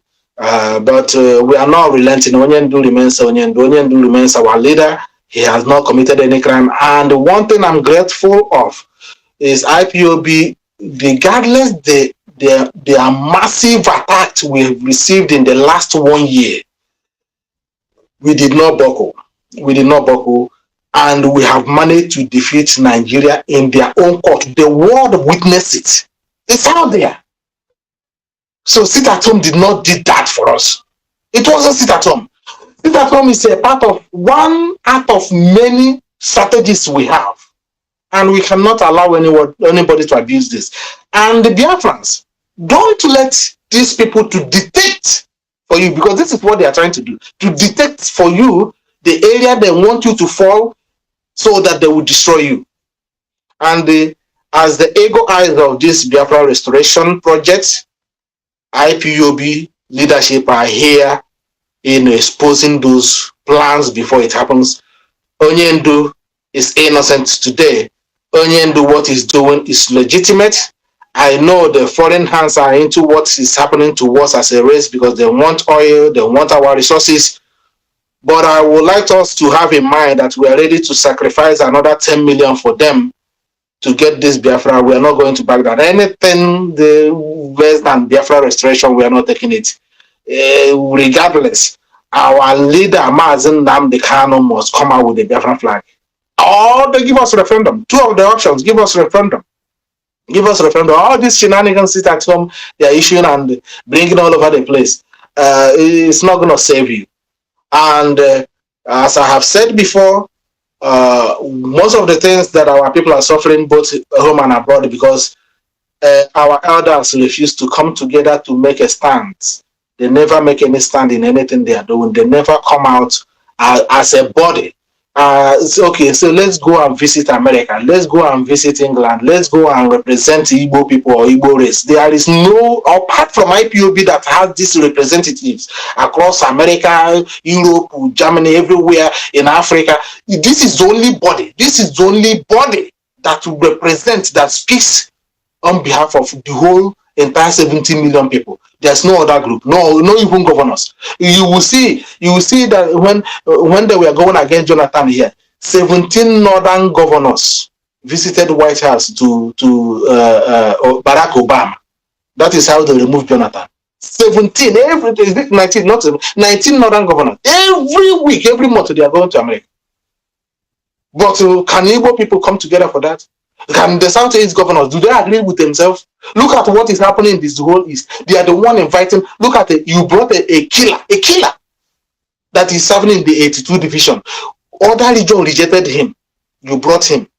And now look at the carnage he has been causing. Look at the killings in our land. It does not touch your mind. It does not touch you people. I know you people have bought your ticket. You have bought your flight. You have arranged your house in Europe and in America where you will fly to when this Fulani will commence the attack. But we are waiting for you as well here. We are waiting for all Biafrans who are living in abroad here. We are waiting for all of you politicians. Since you people don't want us to have peace in back home, you won't come here and have that peace that you're looking for. On this, even though they don't even understand, do you know that what happened to Ike Kuremadu in Germany, if such a thing happened in Africa, all of those people who are there they will rot in jail, you know.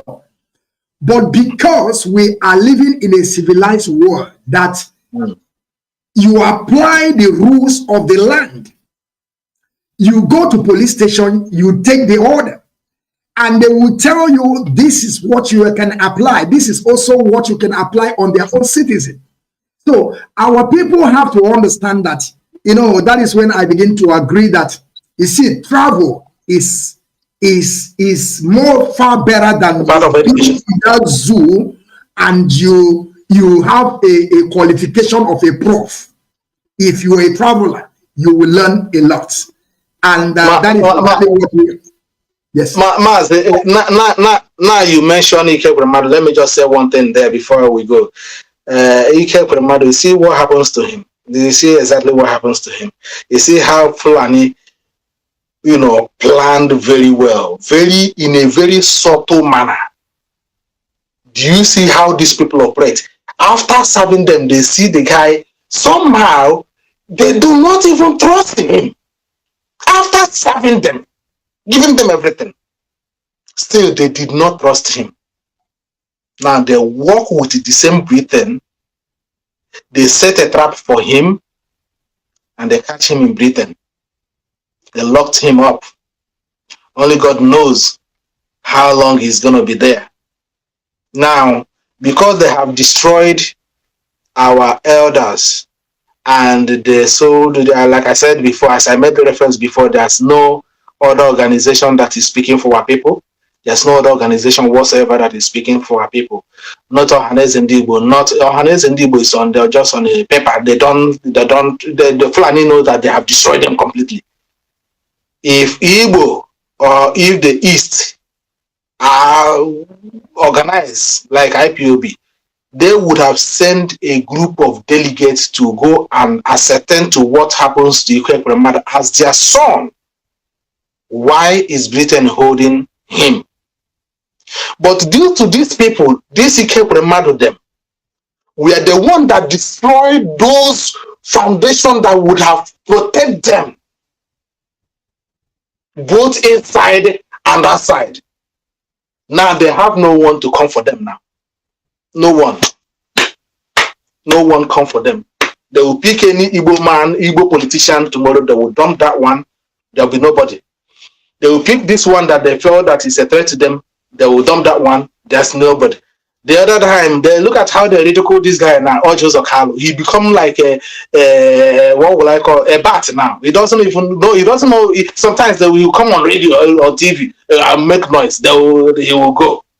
They destroy them, make them irrelevant. Dump them like they don't even speak. They can't speak before ordinary Meetiala. That is what they did to Ekweremadu. A whole the Igbo race now have no delegates have gone there from our own region. From our own region to assess that if this guy is a Fulani man or Hausa, you would have seen northern groups now. You would have seen them several times going to Germany or to UK to ascertain to ask what happened. How did he ended up here? Can they take him? Is there anything that they can do? But you see how our own happened. The same thing they do when they kill a Biafran back home, they will not say anything. They will not issue any order. When they kill a woman, rape a woman, they will not kill. When they ransack our village, they will not say anything. They will not do this guy will come and cry and give 10 million. So the same thing now has applied to Ike Ekweremadu now. By the time Ike Ekweremadu have come out, look at his properties. They have confiscated all of them, sold them, auctions. Now Ike Ekweremadu now will come out now. That Ebube ahụ ji na-aga as an Igbo race or something now. They have shrink him. He said that Ike Ekweremadu is coming. Mazi, you see, some people don't even understand that you are a friend of Europeans. When you go, that is why we are saying that Mazi Nnamdi Kanu has said this entire with that number. By changing personalities or by bringing like, okay, Mazi Oba is a good man. Let us make him a president, it will change. That is not the way European runs. Europeans don't care be you a good or bad. They will make sure that you abide with the law of the land. Whenever you commit a crime, that law will hold you. So by you being a friend of Europeans, when you commit a crime in their land, the law will come after you. Ike Ekweremadu is going nowhere. What Ike Ekweremadu committed is against the law of the land. And he must get the normal penalty that he deserves. It's going nowhere. Everything is plain. And they followed him. When he traveled, when he returned back, they are giving you every steps. That is how they are also going to give him the penalty that he deserves. There is nothing you can do about it. You don't see what is his name? Abakiyari. It's no more in Nigeria. Do you think if that is in Britain or England, do you think Abakiyari is going somewhere?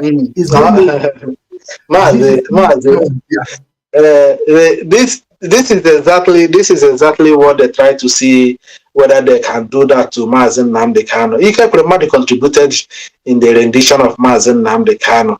Now, the only one that gave them the platform P2B is using today to gallivant all over the place.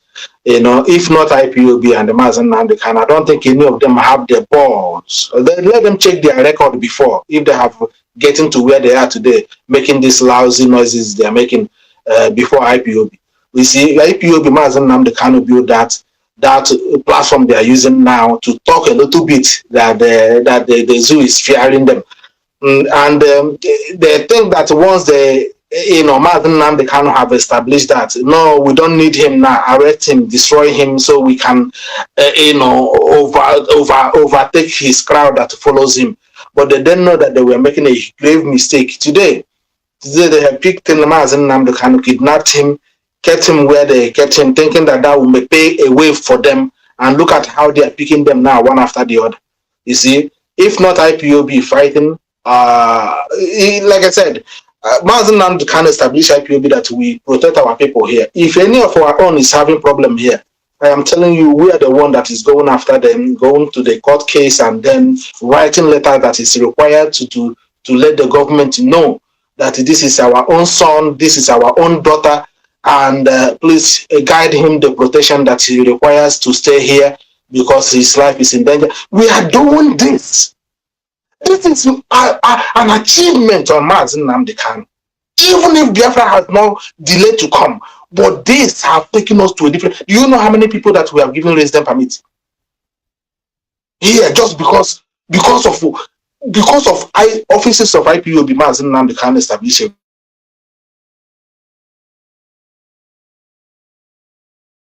Yes, I think we still have the same technical issue back again.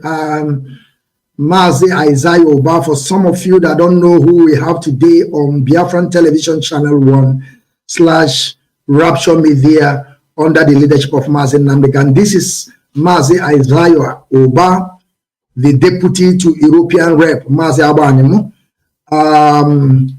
I hope we have done for today. I wish he can be able to come back again just to say goodbye to great people of Biafra, because we must keep on the continuation we must keep on the continuation of this broadcast. It's not going to end today because Biafra is not restored. We will keep on pushing till Biafra is totally restored.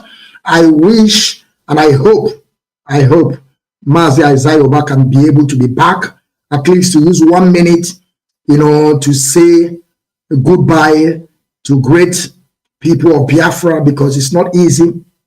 We have been here yet 2 hours, 32 minutes, discussing and propagating the issue of Biafran Restoration Project. Of course, we know that our leader Mazi Nnamdi Kanu have been discharged and he's still in the hands of enemy. What they are holding him now is illegal detention, and we will keep on saying this. And I will say, great people of Biafra, thank you all for joining us today. I thank you all for being here today. And I know that we must continue. Of course, I saw a lot of things on comment section. I'm only one that is operating like those people that I have talked to. I hope, and there's something we did last time, but I don't know why I did not apply it before I start this broadcast so that I can be able to hold them. Because we have already found a new system, new options on Facebook that we can be able to stop them not to be commenting, except you have to do something before you can be able to comment. Not to pay money, but there is another form. If you are not following us, you cannot comment, but I did not apply it before I came to live. But if I did it, they must, follow us before you begin to comment. But of course, we are going to keep on doing that. And I thank you, every great people of Biafra. We must continue. I want to thank you for being with me. Use 1 minute. Use 1 minute to just greet people. Let us go. Just use 1 minute. 1 minute. Thank you. Yeah. All right. I don't know if you can hear me because your voice is not coming out there. But if you can hear me, let me just say this again. 1 minute, yeah. Okay, yes, I can understand. You said I should use 1 minute to thank you. Yes, I just want to again repeat what I just said. Thank you very much, Biafran child. You have been consistent and been doing a very good work. Honestly, I must commend you for what you're doing. Please remain very strong. We are all in this together. We're all angry over what is happening to our people. And Chukwu Abiyama is our witness. We are here to do the best we can. to leave a legacy for our children and unborn children. At least when they will come around, they will see some of the effort we did as our fathers did. I know our fathers have done a little bit. They did not do much to continue pushing this Biafra restoration, and it has cost us a lot now. And this is why we cannot leave this to our children. We will fight it until Biafra is restored, regardless what. We are not backing down. And I want to assure and let Fulanese knows and the Nigerian government knows, no one piece of our land, not one, not an inch, will be given to Fulani. They should go back to where the hell they came from. And if they don't want to have anything in our land, is also within their rights to do it legitimately. But by subterfuge, blackmailing, killing and raping and pillaging, destroying of house, we cannot accept that, and that place will not accommodate them and us. We are letting you know. It's only a question of time. And I want them to know we are taking the record of what you have done to our people. You can never be forgiven. Heaven is our witness, and we are letting the world know now. It's better the world, the UN, the European Union, the American government listen to us now and come in and stop this madness. The British that are sponsoring them should stop it now, because when that time will come, we will remind them all these things we have said here. We will bring out these pictures. I know that social media is not allowing us to bring out the pictures of what the carnage and the killing and the raping, the destruction of our houses that these people are causing in our land. This thing is unobtainable here. They cannot obtain this here. It doesn't happen in the Western world here. I don't understand the reason why the British government, Catherine Lang, and her government is doing this to our people. Allowing Fulanis, pushing Fulanis. Look at the killings, and you people are pretending like you're not seeing it. When we post it on social media here, you block us for 30 days. My main account here was blocked for almost 2 months now. 2 months, my account was suspended for no proper reason. No proper reason. I didn't offend anybody, but they decided to suspend that account because we are exposing what is happening in our land. We are not in England to take any piece of your land. Whatever our people, I believe our people have in England, they possess it, they pay for it. But you're coming in our land, destroy. You're talking about ecosystem. You're talking about climate change. Buhari is coming to you, telling you climate change is what's pushing their people to our place. But you're using oil pollution. You're using oil pollution, destroying our ecosystem. Then what is the climate change you're talking about? What kind of hypocrisy is that? That you are allowing oil to splay all over the place, destroy our land, destroy our communities, destroy our waters, destroy our rivers, and you're talking about climate change. So what do you call that in our land? The British and her oil companies, what do you call the oil pollution you're doing in our land, destroying our ecosystem? What do you call that? Is that a climate change? You are using to push Fulanis, using it as a cover to push this killer terrorists that are coming from Sahel region, that is coming in our land, raping our women, destroying our life, shooting women and children in an open market, in a church. British government, you are saying this, and you think we will forgive you people for what you're doing in our land? We will fight to the bitter end. Biafra will be restored. It's a promise. It's a promise. Mazi Kanu will be free. You British now have seen Mazi Kanu. Nnamdi Kanu is a British citizen. British citizen. You said nothing when he's being renditioned. He won all the court case, and you're saying nothing. Catherine Lang is busy visiting the north, coming to the Biafraland, dancing some music that I don't know. But her citizen is there in prison. She never said anything. She's having a meeting with the Northerners, having a meeting with the Nigerian government. But a British citizen that have won his case, that has been acquitted and discharged, she's saying nothing about it. British are telling us this is nice. This is how you run your country here, Britain. British people, we are asking you, British government, this is how you run your country?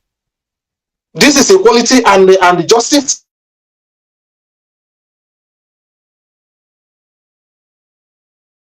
All right, wonderful and great people of Biafra, freedom fighters, lovers of freedom, great people all over the world. We have come to the end of this broadcast. I thank you, Mazi Okechukwu. I thank you for being here today, and we must continue till Biafra is totally restored. I greet you, great people. I salute you, Mazi Nnamdi Kanu. I salute you, Mazi Chike, Doziem, the man in charge. I salute you all IPOB worldwide. From me, from here, it is good afternoon. They want to